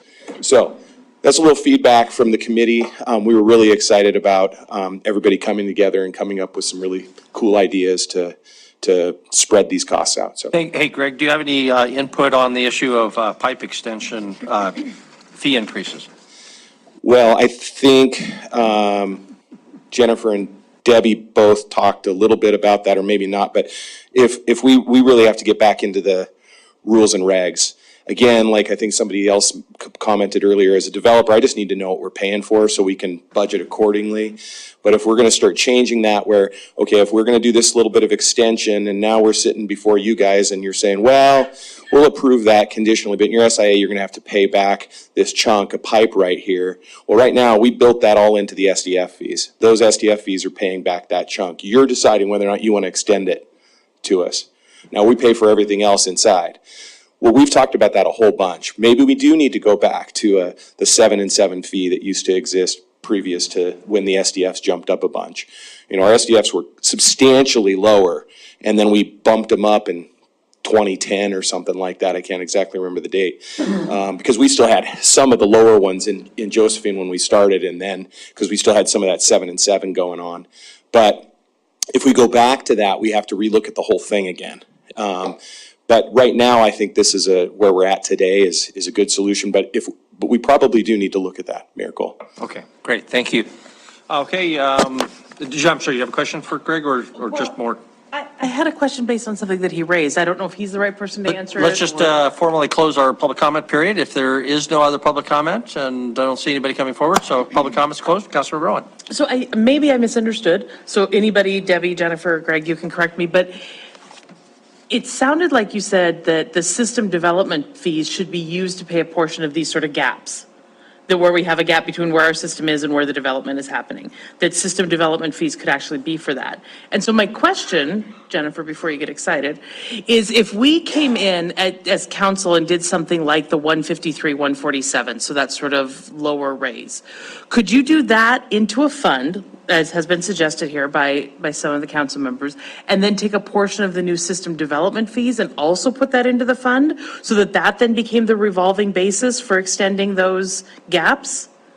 Could we actually have the developer systemically cover a portion of it and then some of it be captured in rates? Is that possible? So first, let me go back to the system development fee calculation. So all the extensions that we showed are not anywhere in the CIP. They are not in the SDF right now. So it's an either or thing. If we're going to get paid back, we can't put them in the SDF. We can't get double paid for these, okay? But could we say we're going to get paid for this much back and we put this much into the SDF as this is what's for growth? Yeah, we could do something like that. We couldn't mix the SDFs back into the fund because system development fees are, the way we calculate it, system-wide.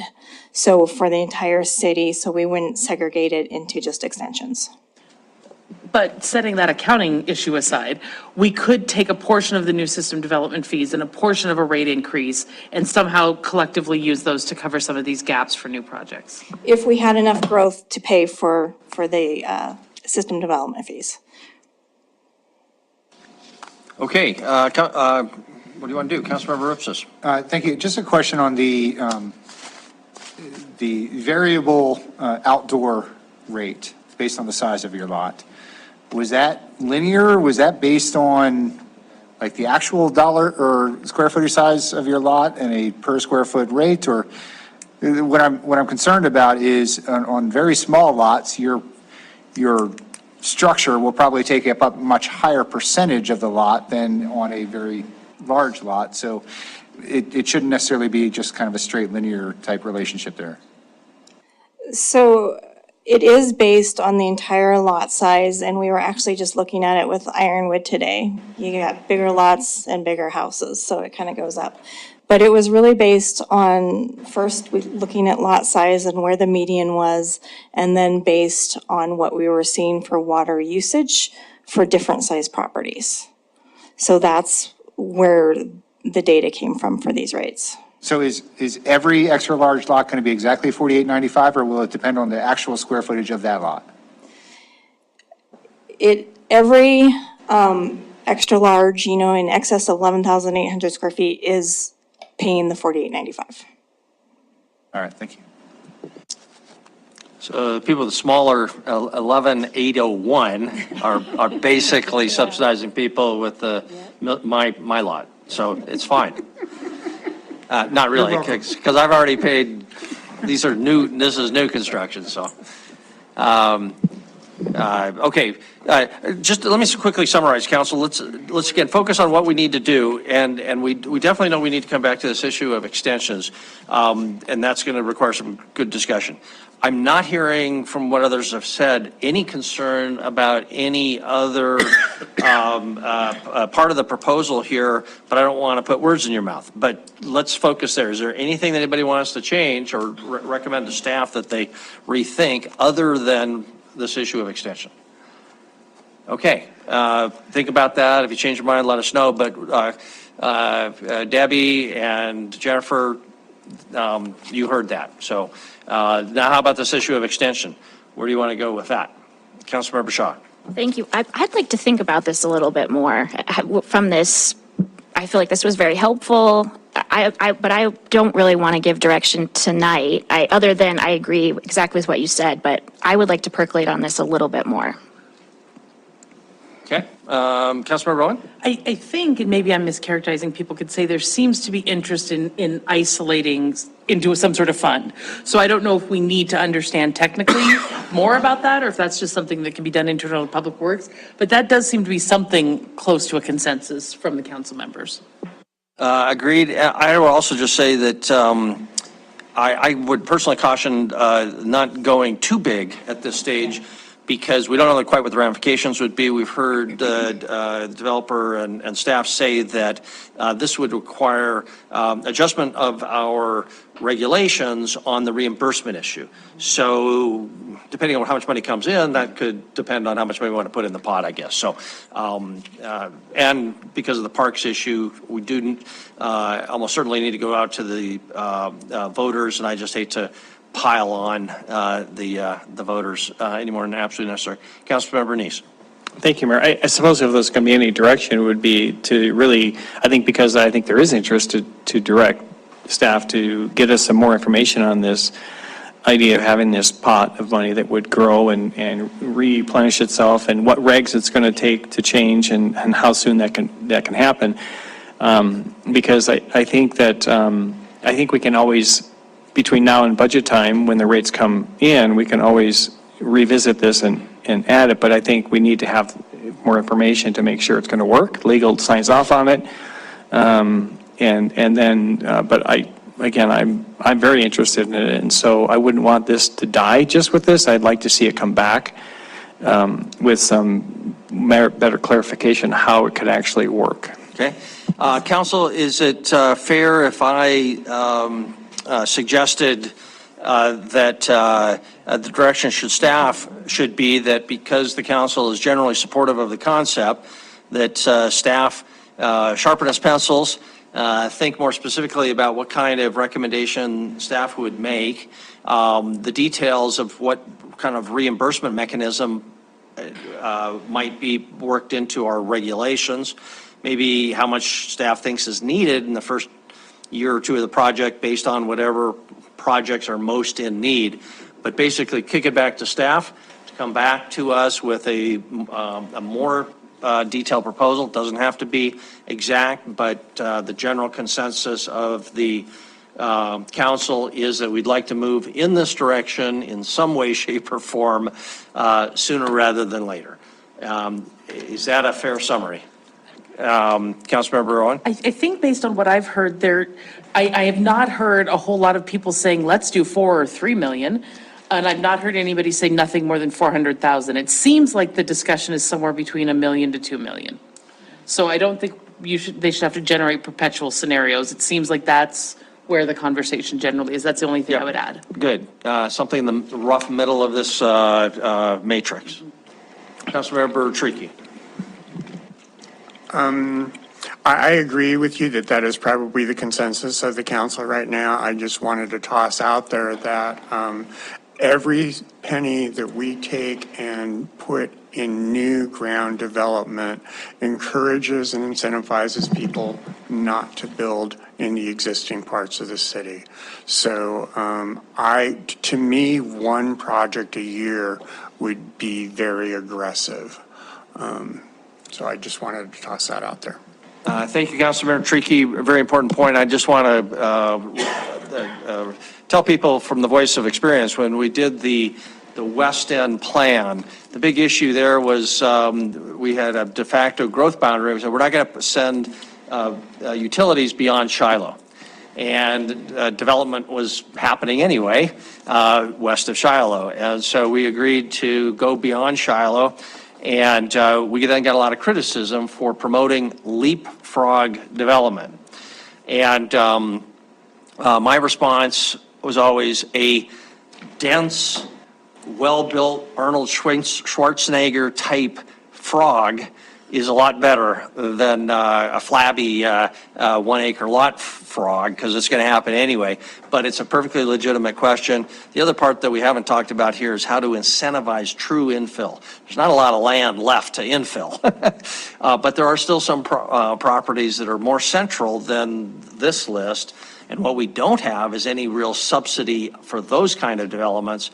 And maybe this our regulations need to take that into account, and proximity to the city core becomes a major factor in allocating these dollars or something. I don't know. So, Councilor Tricky, you want to follow up on that? I would just add to that one of the things that happens when we incentivize new development on a new piece of land, whether it's in the infill, whether it's in the city now or not, one of the things that's happening is that money is not going into rehabilitating and maintaining the existing things that we have.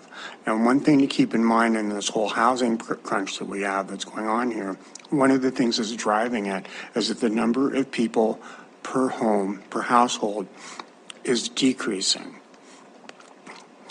You know, and that part of it is because a lot of that infrastructure, not the infrastructure, the housing infrastructure is aging with the people that are living with it. Okay. Council, for the sake of time, do we have agreement to move off item 3 to item 4? Okay, let's do it then. Item number 4 is the 23-24 council priorities discussion. Chris, I think Yes. you're the keeper of the list. Thank you, Mayor and Council. And we'll also tie that recommendation to the urgency of the projects. I mean, looking at the project list, looking at the development patterns, looking at the investments, where does it make the most sense? And under what timeline, based on the direction you gave us of dollars. So in this regard, I want to be careful. I mean, the intent tonight was not to get into wordsmithing everything that's on here, but I tried to recognize that the discussion at the retreat, if I dare call them outcomes, right? There were no decisions made. It was a retreat, and there aren't any decisions being made tonight. But I thought the outcomes did provide us with some really good information. And so this is just literally taking the adopted strategies and priorities and integrating. Yeah, can I scroll down? Is that what I can do? Probably not with that. Okay. It's just integrated the two together. And frankly, I don't know, part of me thinks, okay, let's just get some feedback from you. I don't know if I should work with a smaller group of you to refine it, to bring it back in its final form. If you like the idea of integrating the work we did into the format we did a year ago, or frankly, if you scroll down towards the bottom of this year we did a more kind of concise, can you scroll down at all, Kevin? Okay, I'm gonna look. Okay, yep. So so what I try to do here is just remove the things that are not, to say they're not important, but I think we've mostly accomplished them, and integrate now is red. So no new language. I just changed the coloring to make it easier tonight to be able to read it on the board there. So if it's highlighted in yellow, potentially it's crossed out. If it's in red, it's new language that we kind of worked at the retreat through. We keep scrolling down, Kevin, down towards the bottom. So hopefully this legislative session, these last 2 bullets, will make some real headway there and keep on going.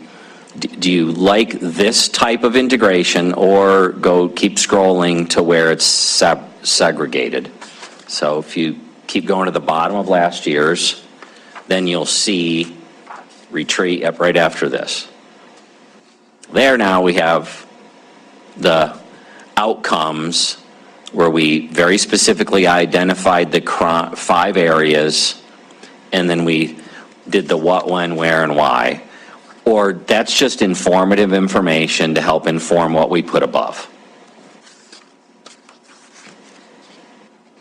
So, yeah, your feedback is appreciated, and I think we should have a time limit to this, and then I'll go back and refine it and work with some of you individually to keep working it, to get it back to you. This is what we've done over the last several years. Okay, and just remind everybody, a copy of this was sent by email last night, so if you haven't had a chance to see it, it is in your email from 10 o'clock last night or something like that. And whatever happens with our discussion tonight, pass on your recommendations to Chris, it sounds like. Councilmember Joy, Councilmember Shaw? Thank you, Mayor and Council. If you could just possibly scroll down just a little bit more so I can see a little bit more. I like bullet points. I like it condensed down. I don't think we should necessarily lose complexity by using bullet points, but I think it's a lot.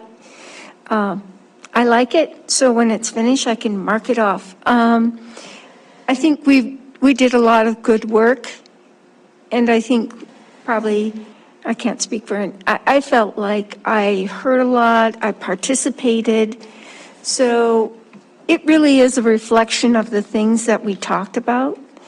And I do like the bullet points. I like it kind of like that. And I could see where maybe it does lose maybe a little bit in complexity, but since we don't do anything quickly and we seem to have like long discussions on it, I'm sure that we'll end up with long discussions no matter how you rate this, so. Councilmember Shaw, and then I've got a suggestion. No long discussion from me. I like the integrated one. I think it's simpler for us and the public to be able to say these are our priorities. And then I would maybe just move kind of the things you have here into like a definition section or something like that, so that if you scroll down, you could still get this. What do they mean by adverse childhood experiences? But we're just adopting the priority up above. That would be my suggestion. Okay, thank you. My comment was going to be that a lot of the things came out of our retreat, although very, very helpful, once you put them into black and white, they take on a life of their own. And these things came out of this table, came up with this item, and this table came up with this item. We didn't even go and put on the little red stickies, you know, so. Because you guys always say every year how much you love the stickers. So these are a long ways from decisions and even outcomes. And so some of them, there's virtual unanimous consensus on, I'm sure, others not so. So I'm concerned about raising them to the level where they're going to take on that life and people are going to come back and say, well, you decided that X. And maybe we need to just sort of still identify them as retreat discussion points or for further discussion. Something like that. I don't know how to deal with that directly, but exactly. I saw lots of other hands. Who wants to start? Council, we'll go this way. Councilmember Niso and Purington. Thank you, Mayor. Just as far as format goes, I agree with Councilwoman Shaw that integration is good, but I like the idea of having more explanation down below. But also, Mayor is correct. I think that, we had limited time and we had lots of ideas that were out there. And only a certain select number were chosen, I'm not sure who by who, to address. And so there really wasn't a consensus on what these topics, these I think 4 or 5 topics were. There wasn't a consensus that these are the top ones we should address and work. And so while all these topics were well discussed and looked at, and I don't think they necessarily meet the top ones that we should have. So I agree with the mayor that these may not even be the ones that we want in there. I just don't know, because we didn't really have that discussion of what should be included of all the lists that were there. So, thank you. Councilor Roy, Councilor Purington. Thanks, Mayor. So I think likewise share the consensus that I like it better above than all this extraneous stuff, a lot for that same reason, that some of the more detailed stuff I think is less debated and discussed. I will say from my perspective, I think I said this before the retreat, I believe the prioritization and focus on family violence and trauma in our community is incredibly important. And if there's concern that that's not a consensus opinion, I will happily bring an initiative to establish it as a priority, to ask the city administrator to convene a working group. I mentioned that before we went into the retreat, that I think some of these topics deserve an ongoing working group of some council members and some stakeholders. So I think there are means to address if there's concerns that some of these aren't consensus. I would happily champion a family violence and trauma one, just to sort of put the issue to rest. We can put it to a vote. Councilmember Purington. Thank you. And so one of the things that I was going to suggest with all of these is that our legislative committee is getting ready to hopefully be at the end. So I don't know if this is something, because you have a representation from each ward, that maybe that would be a focus. I know we also talked about some of the issues coming up with the jail expansion, if we wanted to work on that. So maybe it would just be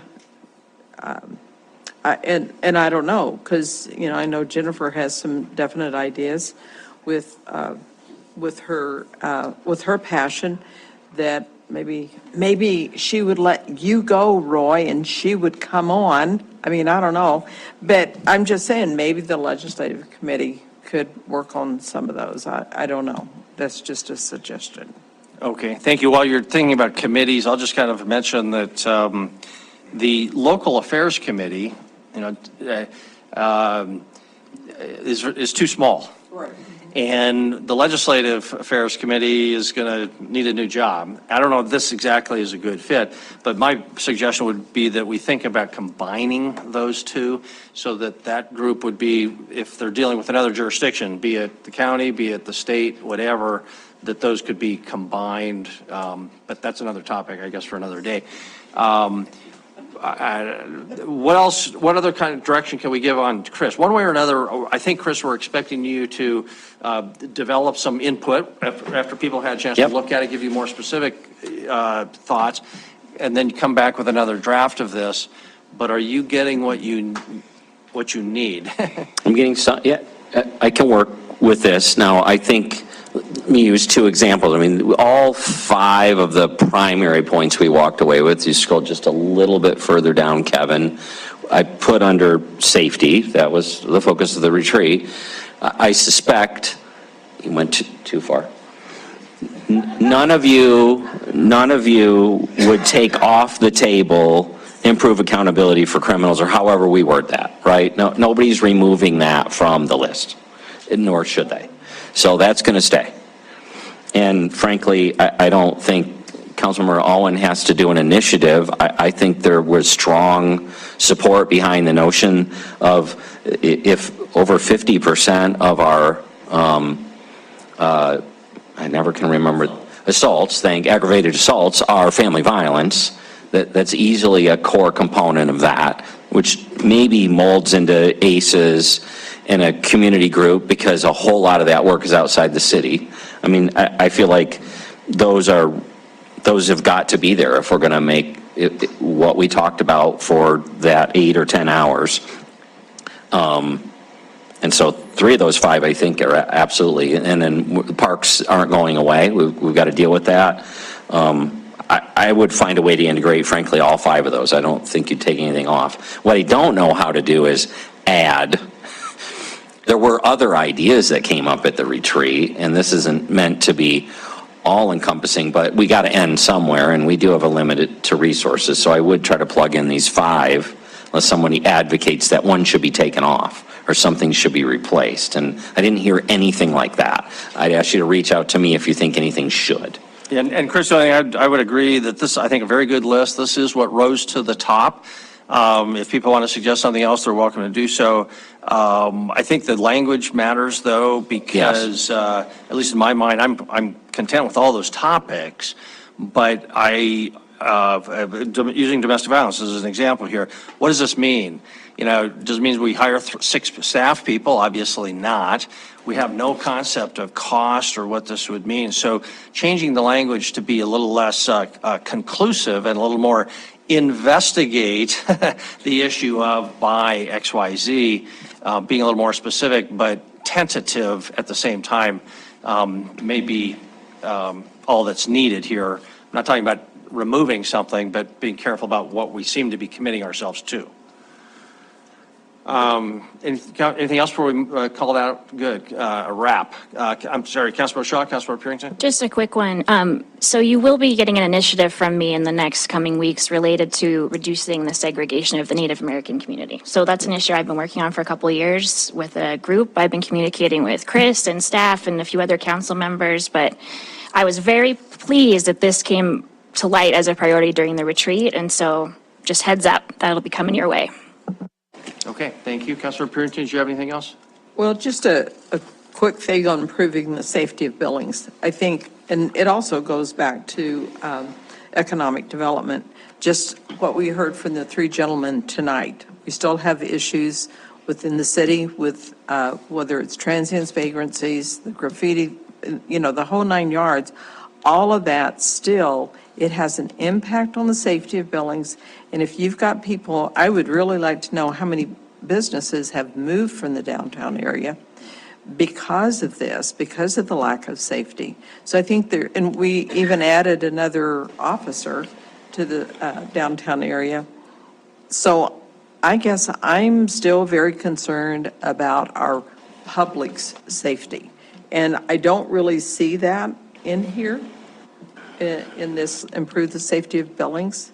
And just real quick, Chris, so on my copy, I have crossouts, and on there you have red. So is it the same difference? So the difference is, what I did with the crossouts is I highlight them yellow, just so they stuck out more on the screen for people. So red is just. So red I just took as new language, and I just made the color red so it would pop tonight. So can we have that? Yeah, yep. Okay, Yep. because I'm going to be confused. And then I increased the font size so it'd be legible too. I'm going to share it right now so it just goes into your inbox. Perfect, thank you.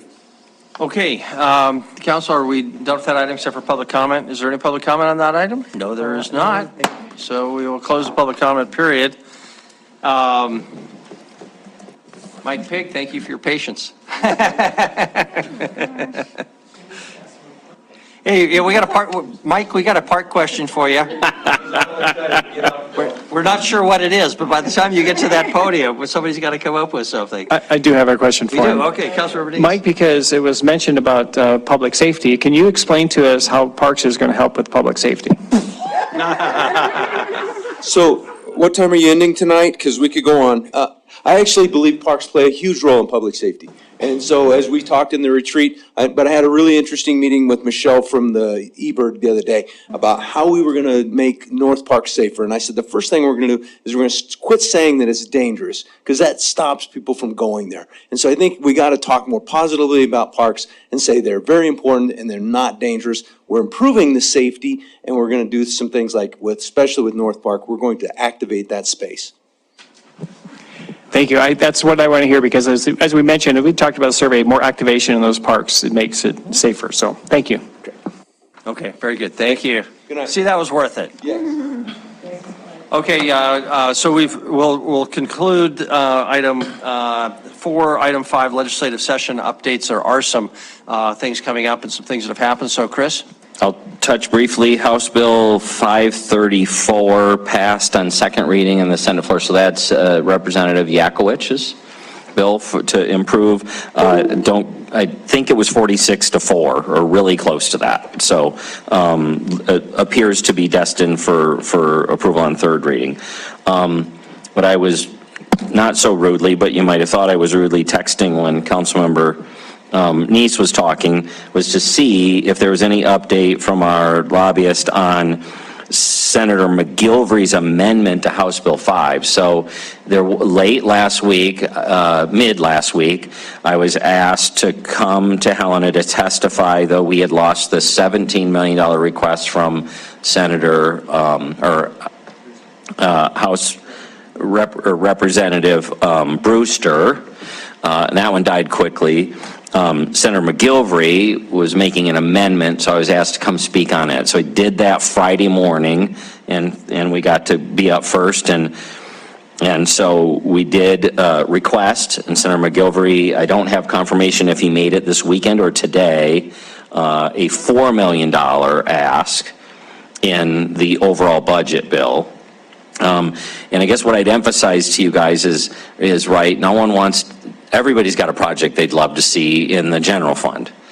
The issue is not about contributing towards our $153 million reservoir project. It's about the fact that that project is going to provide a regional fire assistance, both literally because we supply another 42 square miles of land with our fire department, and helicopters and wildland interface can pull water out of it, as well as rural fire departments that don't have water supply can suck water out of it. That will make that a part of the infrastructure if they help. And then secondly, we really try to emphasize, though there's more industries than this, I think when you got 2 minutes, right, the biggest industry we thought we should capitalize on is our healthcare, right? Our healthcare providers don't just provide the 120,000 citizens in the city limits. That is a regional service. So those, we tried to emphasize the regional as in central and eastern Montana, not just, you know, the greater Billings area. So if you're asked, I know that's going to take a lift. I did get approached after the hearing by a few other senators for some information. So they were, the first one, they weren't even paying attention when we testified. This time they were listening, and we were getting Senator McGilvery some economic data between Big Sky Economic Development and the Chamber as to how much income tax and sales tax, or income tax and property tax we generate in Yellowstone County for the state of Montana. So I will stop there. Tomorrow is the big TIF bill hearing. I don't know if anybody on the committee wants to make any comments about any other bills, but I'll turn it over to you guys. Council, anything else to the legislature, Councilor Freakton? Yes, I was actually, because I know that a lot of the cities, the league, and a lot of the TIF districts are putting together a whole bunch of opponents to Senate Bill 523. So I just needed to know if there was any direction from the council of how we wanted to proceed with that. If I remember right, we left it at, I think there were 3 of us there, maybe. I can't remember, but anyway, the 3, well, let's put it this way. I was the only one that voted no. I'll put it that way, that we don't oppose it. I wanted to support it. And so. And here, Council, you should remind everybody what Senate Bill 523 is. It is the TIF bill that comes from Senator Hertz. What it does is it puts sideboards on the TIF districts. It does not eliminate TIF districts at all. It does, instead of going to a 40-year limit, they're putting it at a 30-year limit. They're also limiting the amount of increment that a TIF district can accumulate as well. And then if it goes beyond that, then it has to go back to the taxpayers. And the other one is, I think they're only allowing a 5% administrative cost because right now it's unlimited. And so there are some sideboards, and I think that was primarily the context of that, that so many people said, well, it's just going to get rid of TIF districts, and it doesn't. So anyway, I don't know if the council just wants to go with the committees to oppose that, because I personally will continue to support that. So I don't know if there's any other, I know Jennifer said, well, she didn't know enough about it. And so I think that's an issue with a lot of these bills, is that we don't know exactly a lot of those. So Chris, I don't know if you want to speak to the bill for opposition or not. I mean, a couple of things I would. Councilmember Rips has had his hand up as well. And maybe Tom could summarize as well as I could, so. I would just say that the committee opposed this. It's not that the bill just puts some sideboards on. This bill essentially devastates TIF districts. TIF districts have to be voted in. Any bonds issued have to be voted by the voters. After 10 years, the TIF district has to be reauthorized by the voters. The increment that's allowed to accrue is severely limited. There are just so many devastating impacts of this. That it essentially appears to be trying to kill TIF districts without actually passing a, thou shalt not exist anymore bill. So the committee opposed this. It's consistent with the language of our adopted priorities that we passed at the beginning of the session. And so it's consistent with that direction. And we didn't see any need to bring it back to council for further discussion, but certainly if anybody had an issue with that, we're open to discussing it in any way. But I think it's a pretty strong position for the city, and as every city around the state is opposing this, as well as many private businesses. Okay, thank you. Anything else on this one, Councilmember Ward or Owen? Councilmember I just Ward. have two questions, because I'm trying to read this bill fast, and it's 29 pages long. The version that I'm looking at, which I think is the most current amended version, doesn't seem to require a vote on bonds. It seems to require a public hearing, and then the taxpayer, or the members in the area could petition for a vote on the bond. Am I misunderstanding the bill? Oh, so, okay, so you think that's right? You think I'm reading it correctly? Okay, and then I think my other question would be, there seem to be some really good things in here. I hear what you're saying about the controversial things, but some of the other things, like the admin cap, seem good. Could we impose some of the good things locally? If this bill were not passed or whatever happened with it, do we have the ability to tell TIF districts? I mean, obviously we approve their annual budget, we could, but as a sort of a broader policy statement in the formation, how many of these sidebars could we adopt locally?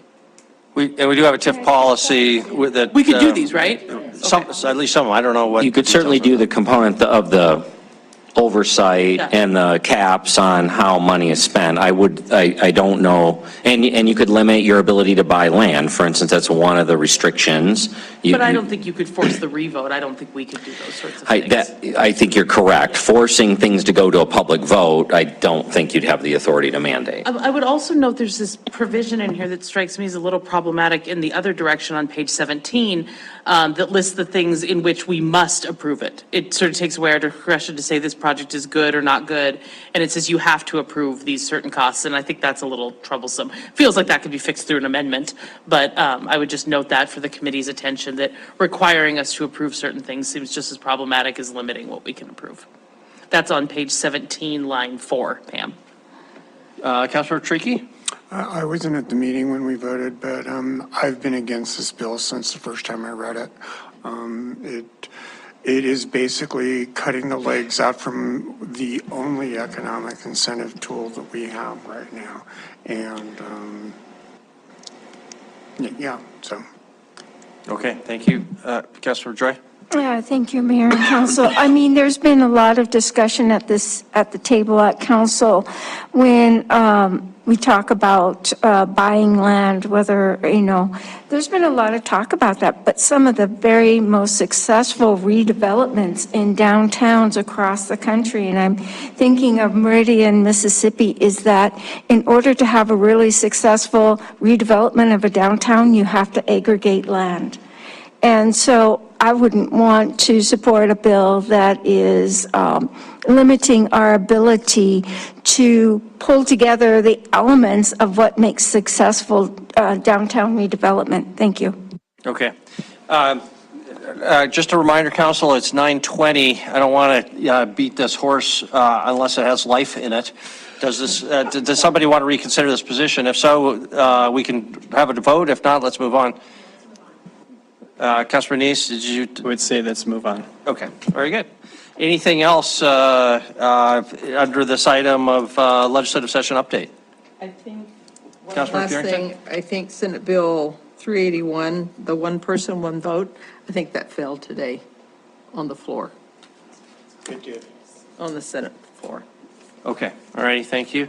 Was that also, that's not the one Was that the puts out ward one? all the, on an even year vote, that's different. That's No, seven, that's a seven, different four. one. This Okay. is the one that would require us to have one representative in Oh, one district. right. So we would have had to have gone to the whole. So you'd had an arm wrestle and see which of you guys survive. What do I care?